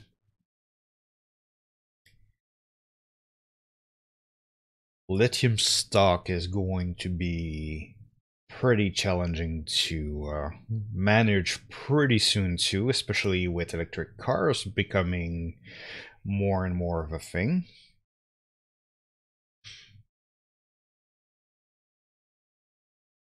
So we might be facing a pretty steep obstacle to that becoming mainstream pretty soon when lithium stuff becomes more of a challenge, unless they figure out some other kind of battery to replace lithium.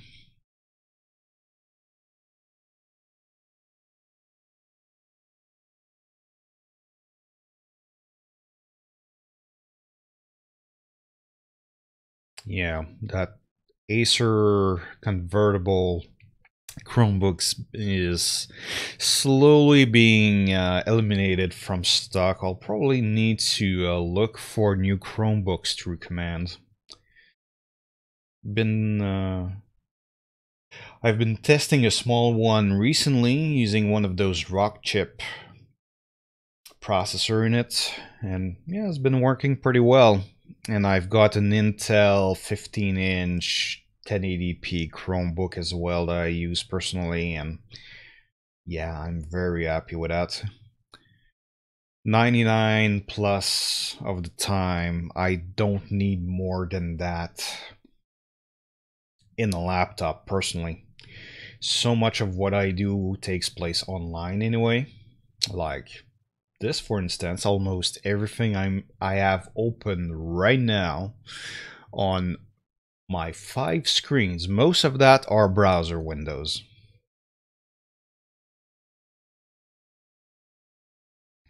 So really, I really need more than just a computer with a web browser on it.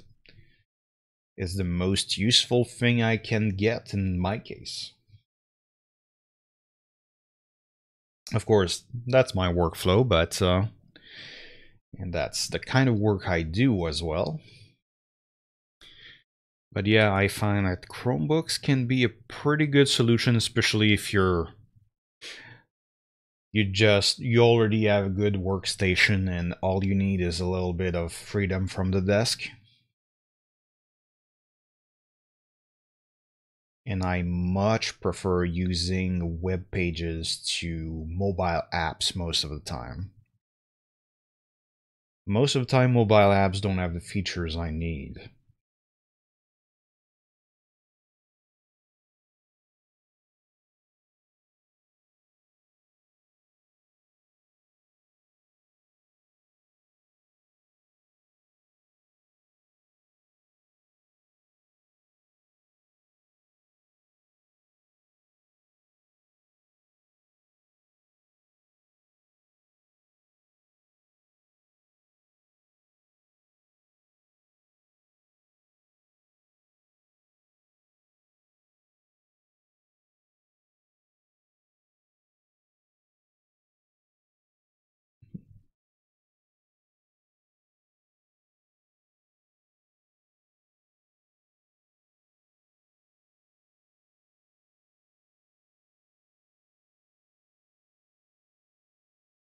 Mm -mm -mm -mm.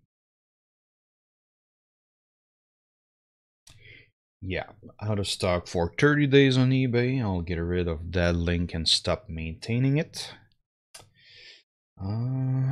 Refurbished screen from Canada Computer. Yeah, 90 bucks for 22-inch monitor. Yeah, not bad at all.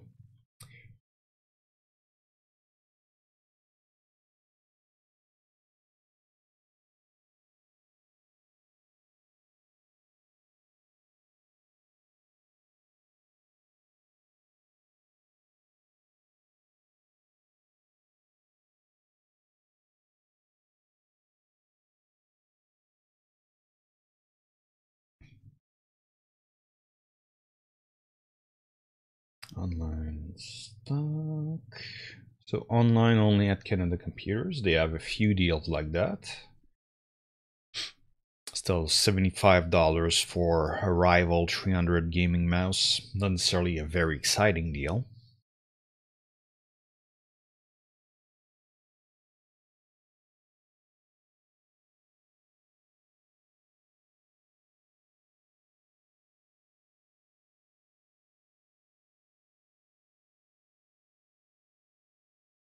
In stores and stock. Galaxy Tab 8 tablet. 10-inch one. 400. Yeah, went up in price by 100 bucks. So yeah, tablets are going up in price this week apparently. Hope you weren't hoping to shop for a tablet right now. Because, yeah, last week was the right day to do that, apparently. Well, the right week.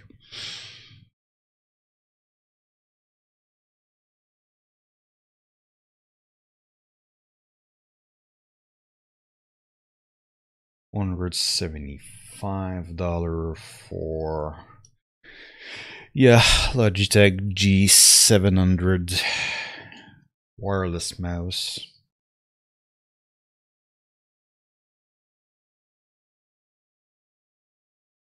Heard pretty good stuff about that one, but yeah, I just prefer having a wire on my mouses, honestly. But that's me. With a little bit of cable management, you don't really have to worry about cable friction that much. But I've heard several people preferring wireless mouse for that reason.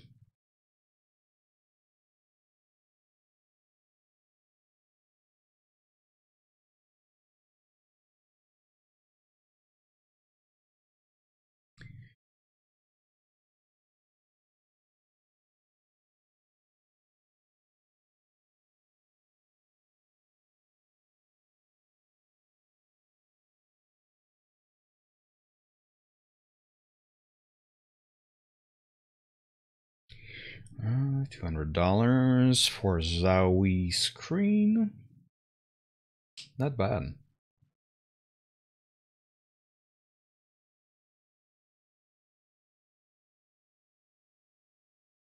And out of stock for a wireless wave keyboard.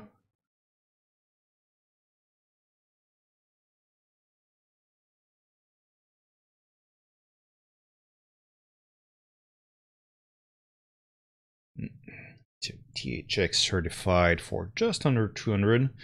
I'm pretty sure Memory Express has a better price on that today, but it's a 2-day only kind of deal.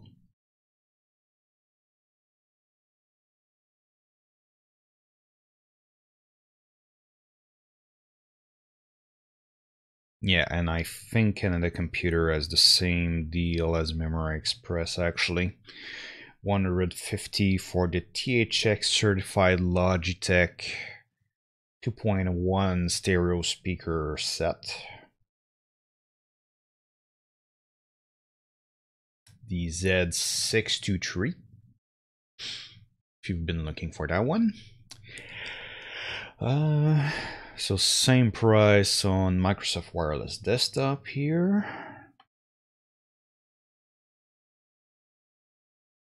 And I've reached 56% of my morning updates.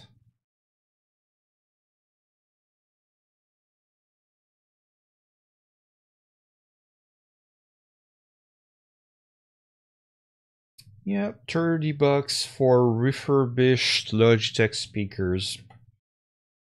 I would probably try that out actually. Still have an old set of 2.1 speaker system for my setup here. Still pretty happy with it.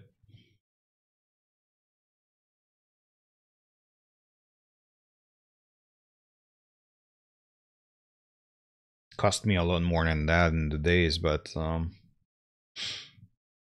yeah, they don't make that set anymore, sadly.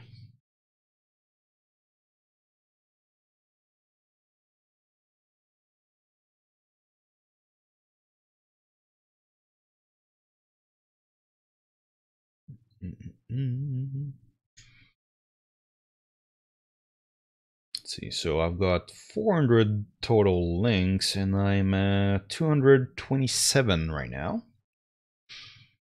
Got quite a way to go. Hope I manage to catch up to my numbers before I leave for my to write the newsletter.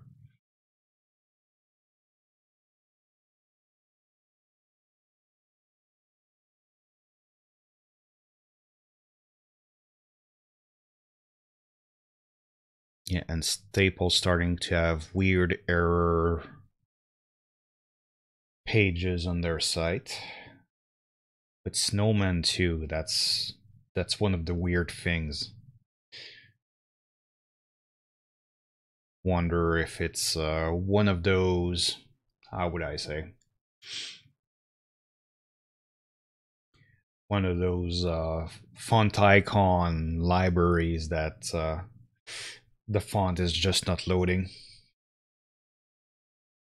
And instead I'm seeing emojis.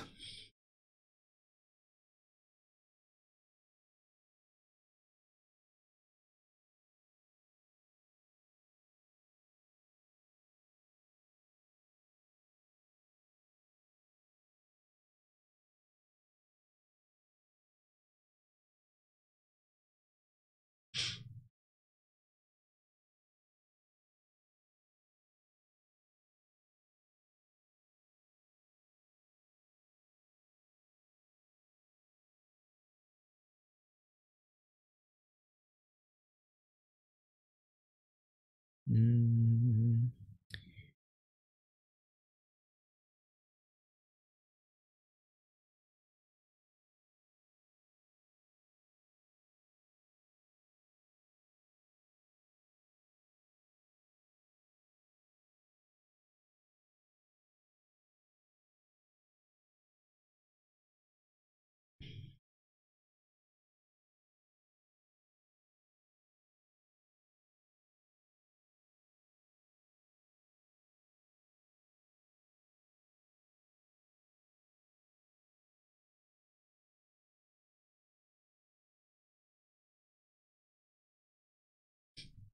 Yeah. Dell is serving me videos but not pictures for some reason. Wonder if it's just me.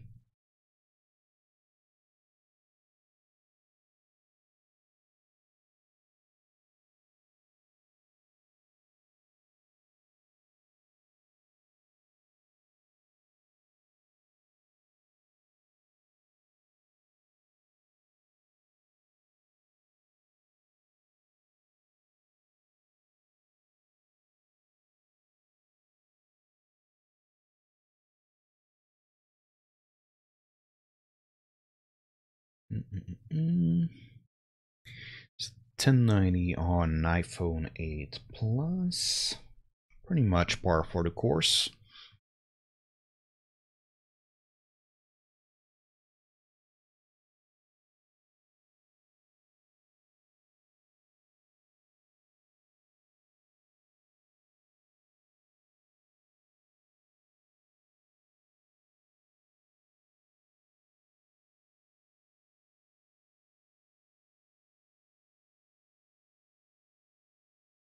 Line only, yes. For a small set of Logitech speakers. And looks like the computer is out of the Cooler Master Devastator gaming keyboard and mouse combo.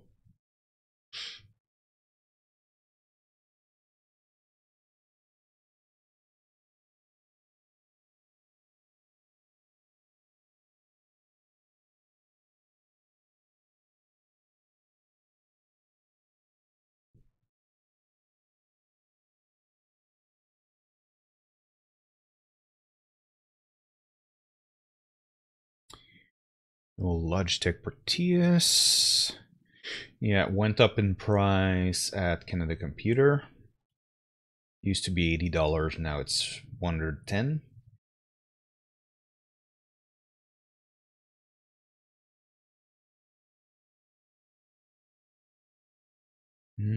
But over at Newegg, it went down in price from $90 to just under 80.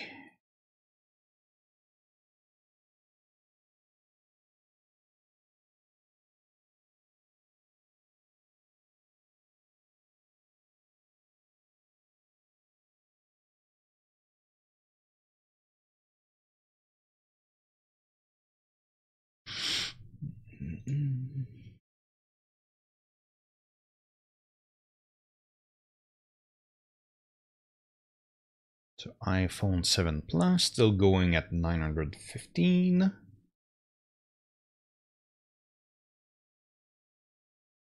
That one's over at TELUS.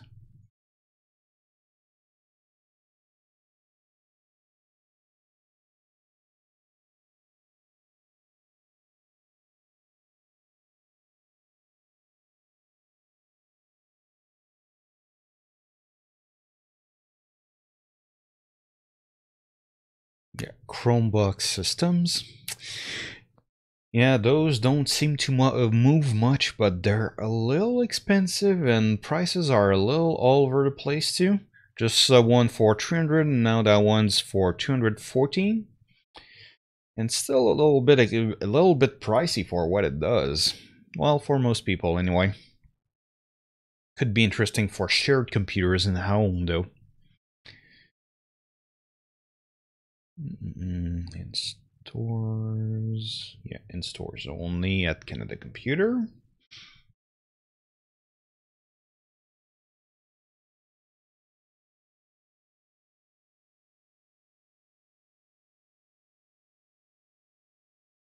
And Tried and True over at Memory Express is still $1,440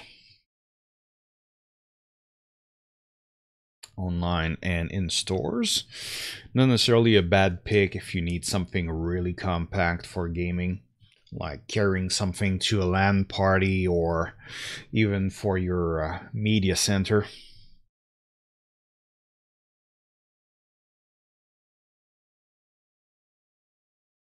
But I think Canada Computer has a slightly better deal at $1,400.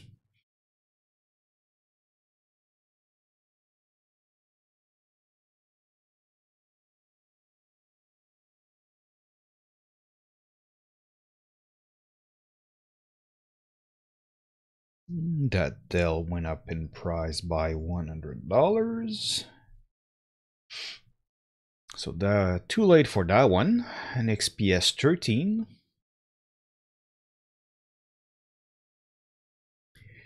That one, no change in price.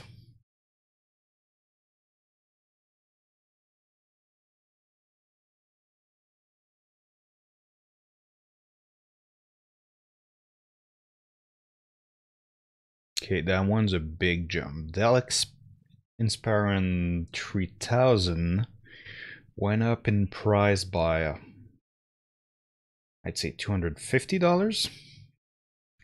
So it was 400, it's back to 640.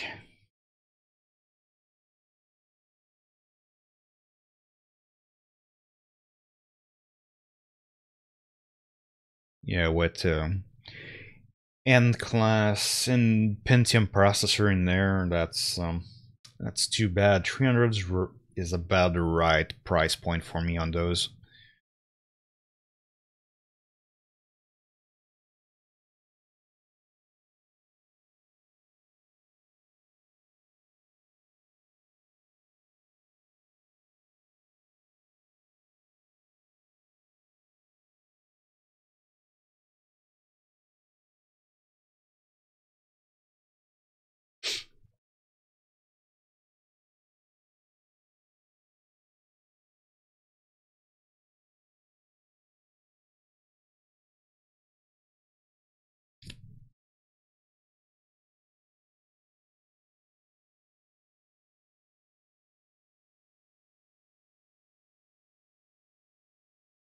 Few offers from B&H, and yeah, it's a US based retailer, but they make enough of an effort to support Canadian customers that for prices that qualify for their free shipping offer, I'm usually happy recommending them.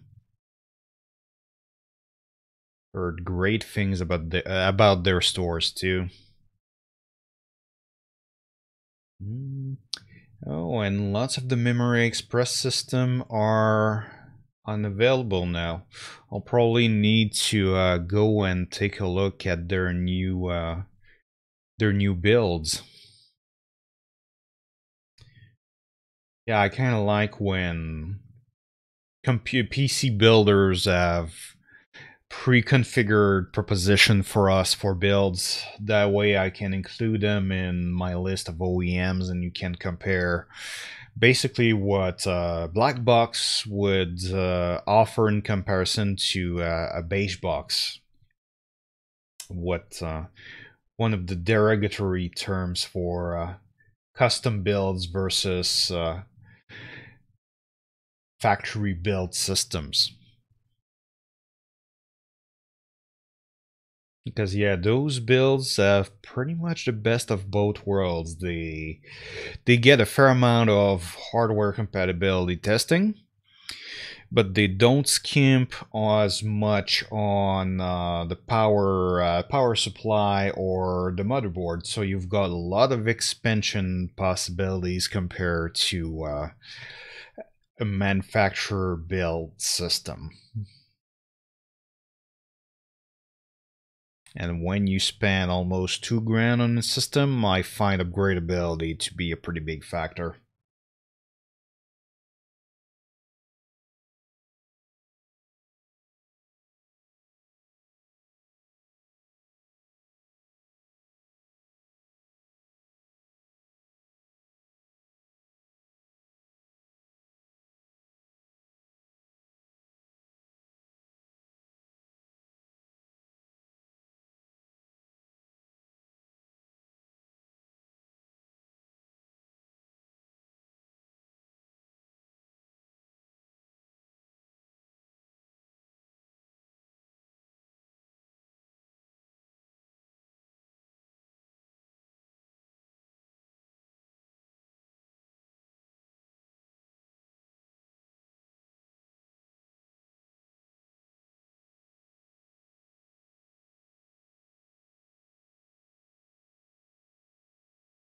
It's 10:30 and I've reached 77% of my updates. So let's see what's happening here. Newly out of stock gaming laptop. I'll need to fish for new devices to include on the database soon. My device count has been dropping lately. It's not a bad thing considering that I have to spend more time per device just maintaining listings these days. But at the same time, it's good to have the options whenever I can maintain the workload.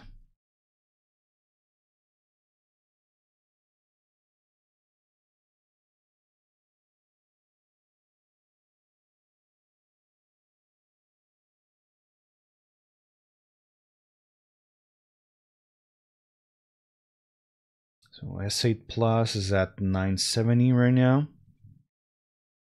Considering that the S9 Plus is going for a lot more than that, it's relatively attractive as a solution because, yeah, from what I hear, those two devices are very comparable. Camera is a bit better on the S9, but still, S8 is no slouch in that department either.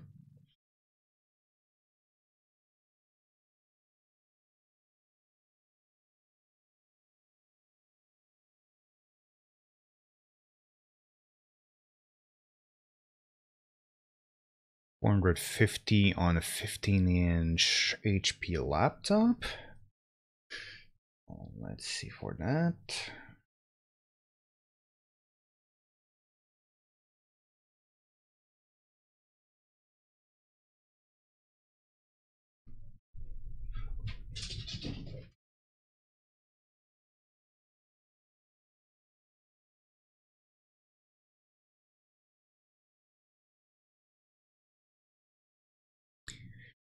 Yeah, I've got a dog still outside, and yeah, just noticed something in the back alley. That dog's usually pretty chill, so usually when he reacts to something, something's happening. Probably the neighbor getting in his pickup or something like that. At least when he starts seeing what is really happening, then he stops barking. So he does this job of just alerting us something's going on. But he's not pestering everybody without cause. Which is a pretty good quality for a dog.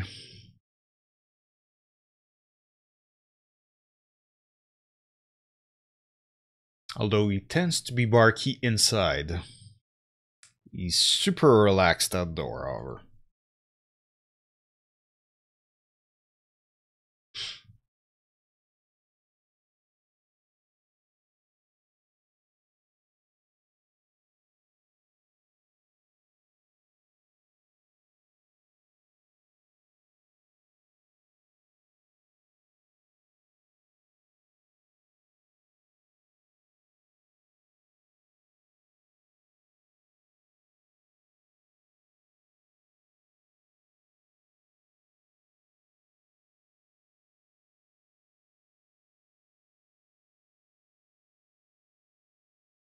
Yeah, $200 for 29 wide monitor can be pretty interesting.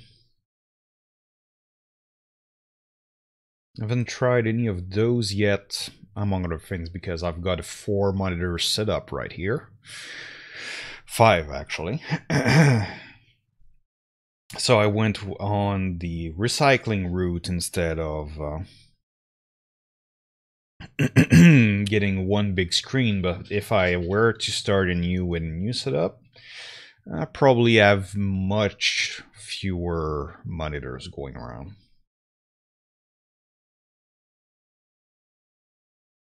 Windows is so good at splitting the displays, and well, most OS are right now. Just think, yeah, Windows probably the best for that right now. Chrome OS, weirdly, was pretty good at that too.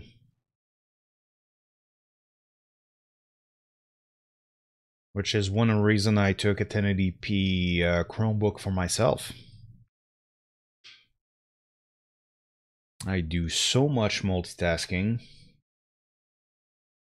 Having the ability to split stuff around is very useful to me. It's absolutely a must. Well, for me.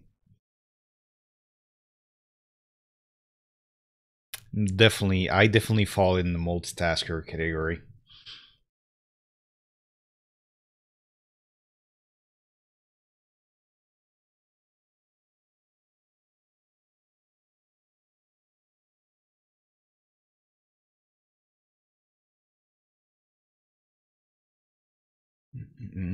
iPhone 8 at 950. Yeah, for that price difference, it's not really worth not taking the iPhone 8 Plus. For 30 bucks difference, you get much better battery life. Unless you have very small hands and find large phone annoying. I could definitely imagine that.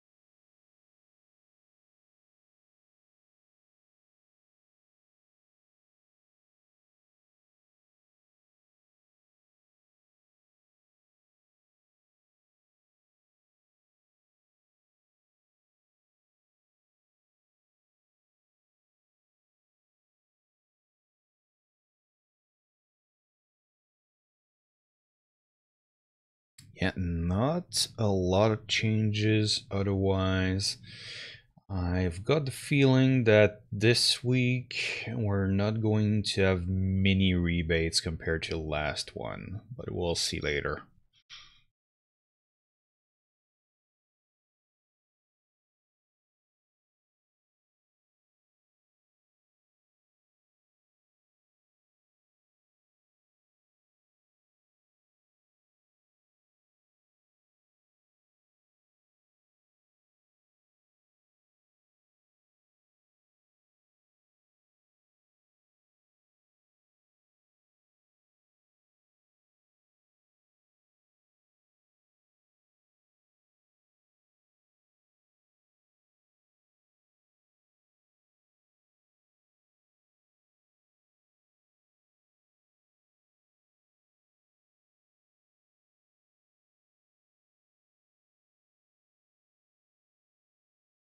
Sorry about that. Didn't have a very good sleep week.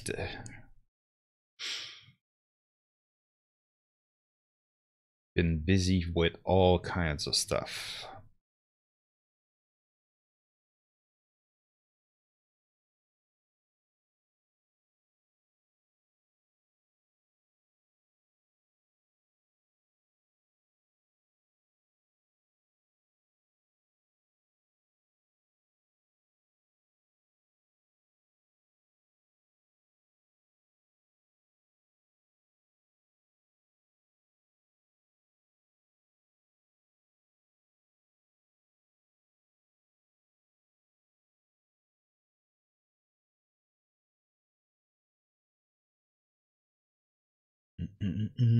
Available in stores and online. Logitech $30 wireless desktop combo.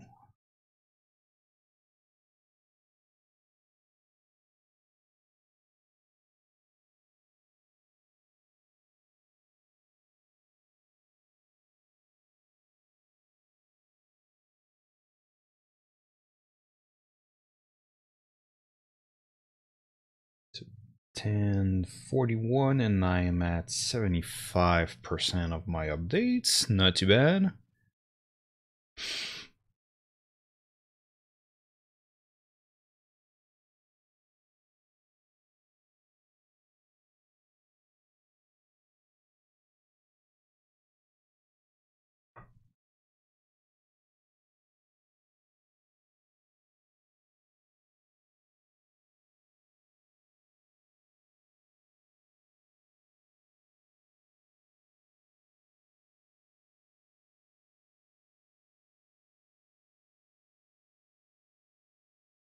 One, 139. All right.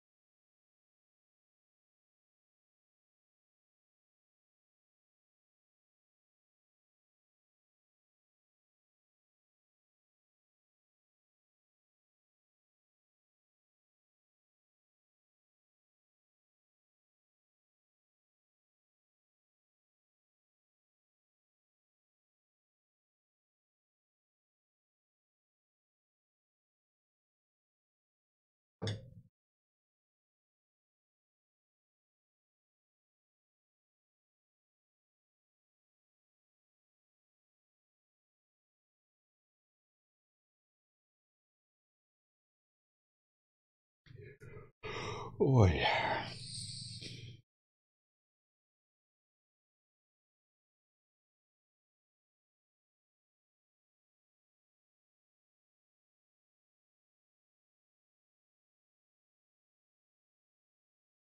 Yeah, really hope I can get some sleep in this weekend. I can tell you that. It's been pretty grueling going through the motion this week. Energy level could use a refill right now.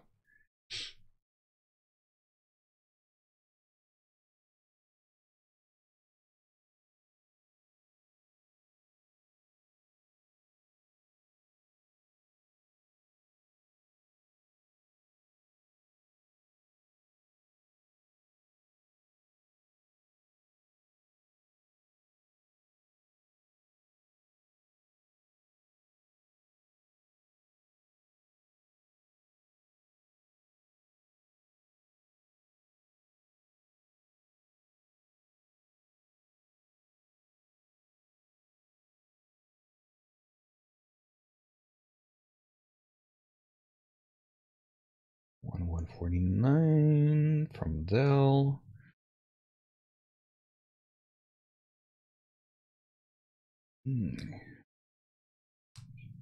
Yeah, somehow Dell and Inspiron gaming laptops look actually better to me than the Alienware ones. Must be that gamer aesthetic that they have. But yeah, the red grill with black body on those Inspiron looks a lot better to me actually.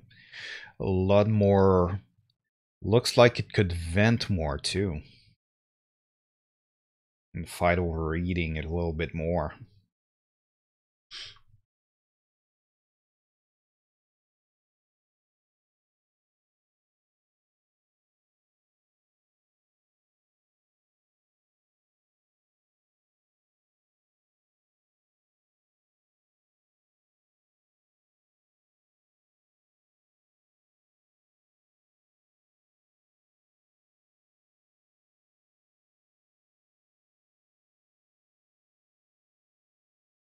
$25 for USB speakers. Not a bad idea, especially for a laptop, because those take power and sound from USB, so you don't have to find an extra outlet to plug all your stuff, and you can get, I assume, better sound. Depends on the laptop you have, I guess.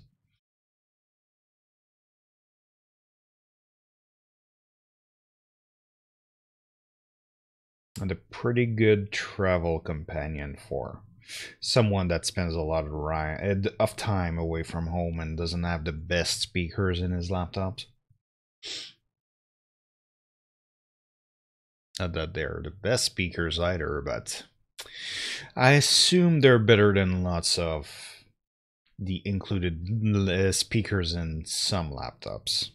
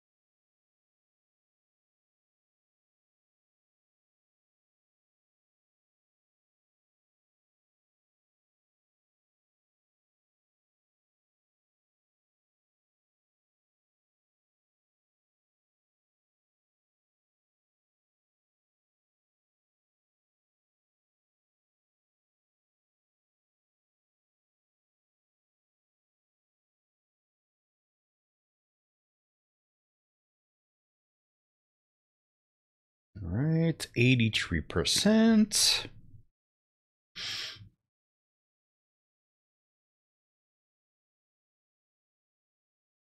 Starting to see a few price drops there.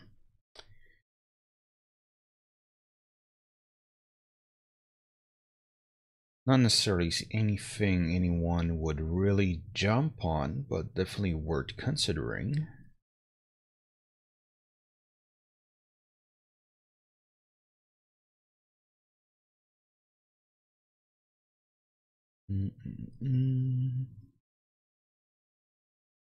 Wow.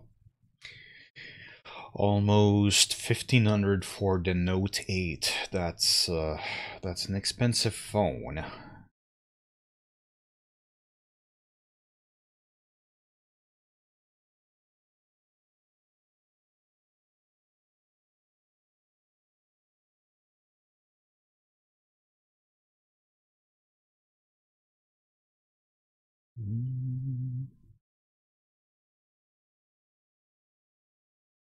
Some of the Surface Book are starting to be eliminated from stock as well, which isn't too surprising.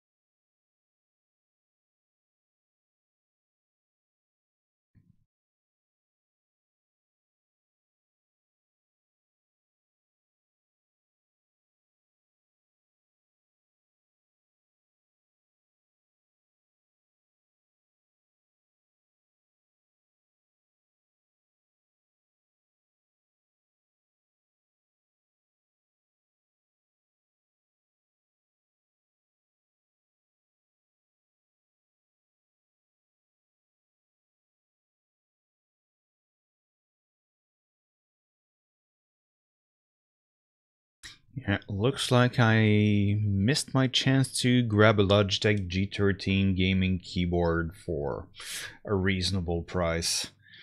They're slowly disappearing, and the one that are left are quite pricey. Too bad, I would have been curious to try that one. Was one of the cheapest pads to have an analog thumbstick, which is kind of a big thing to me, because I still have the N50 Nostromo right here, which is one of the first gaming gamepad by Belkin. So already have an 8 direction. That's not a problem. What I was missing from that one is that I didn't really have an analog joystick on it, which could come in handy in a few games, really.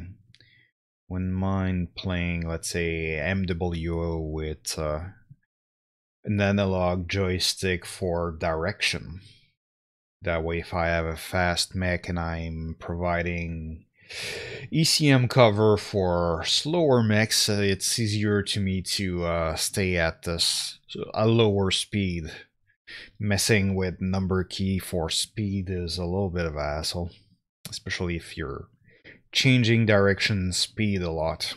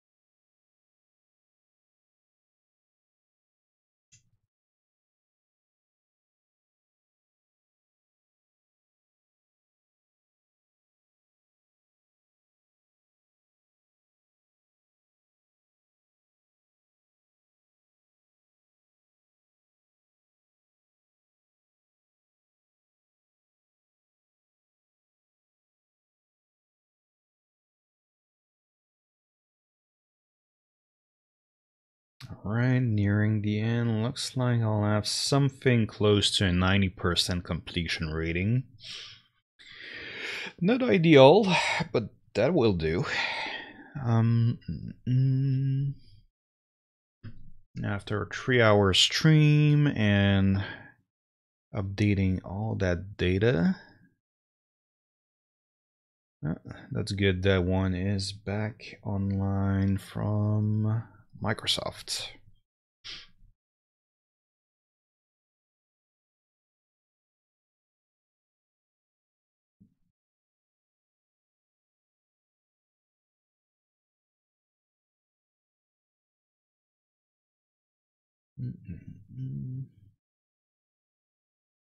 Yeah, just reached 90%. It's 10:56. I'll leave at 11 to work on the newsletter. Actually, I should probably wrap this out right now. Yeah, let's do that. That way I can show you which archetype is favored today.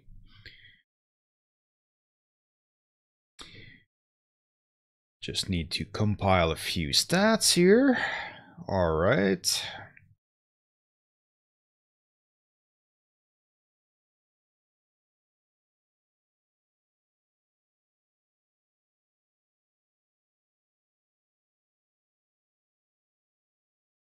Yeah, it's one of the things of having those algorithms that help visualize stuff. I've got quite a bit of calculation going on to maintain this whole thing.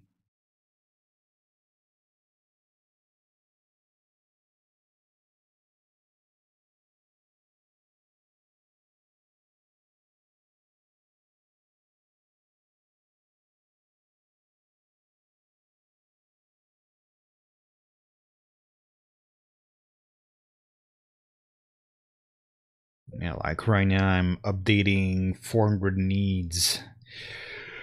Let's see what the typical cost is for different archetypes and device types. Like gamer looking for laptops or tablet or something like that.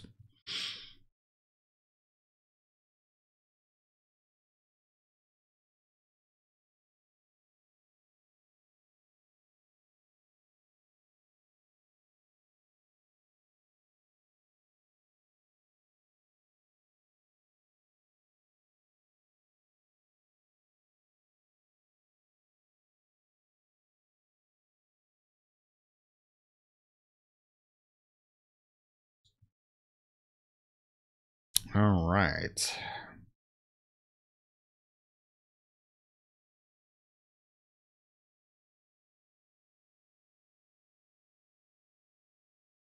Now it's the category stats. So that way it's easy to compare laptops to other laptops, for instance.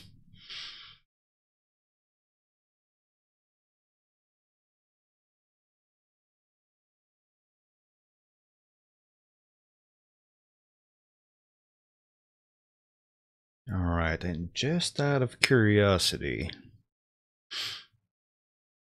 let's see what the global stats are. Yeah, prices are pretty high right now. Definitely not of the best time of the year to go shopping. Not on average, anyway. Let's see. Number of rebates is not too bad, but average generosity of discounts is around 12% right now. So last week, generosity was pretty much on par with that, but there was a lot more on sale. So right now it's mostly that the amount of rebates is well, it's still high. It's just not as high as it used to be. But prices are pretty much on par with what we had last week.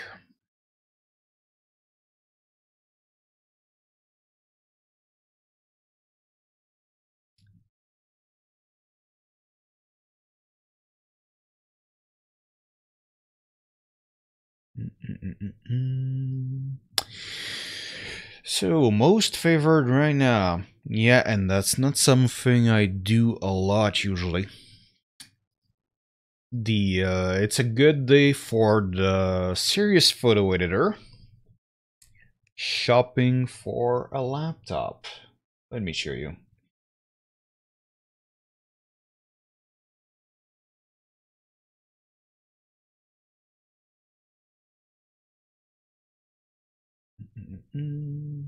Just need to go in there.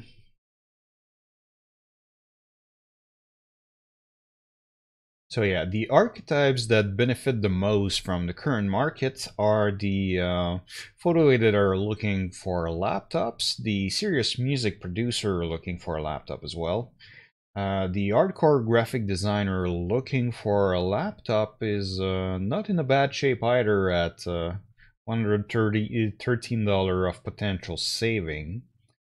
Gamer is in a pretty good shape for stationary computer right now. Same with the long-term gamer. So if you're someone that wants your gaming laptop to last and be able to keep it up to date so you can play on it for years to come, well, you could save $100 if that's you. Casual worker, $95 potential saving, not too bad. So yeah, not if you're one if you fit in one of those, it's not a bad time to go shopping. So that was it for me for today. I'll be publishing the newsletter in the coming hour, as well as the tech worth buying video review. So stay tuned and follow me on YouTube or your social media of choice for further updates and to be kept informed of interesting deal coming in Canada. My name is Guillaume, and have a great weekend, everybody. Bye bye.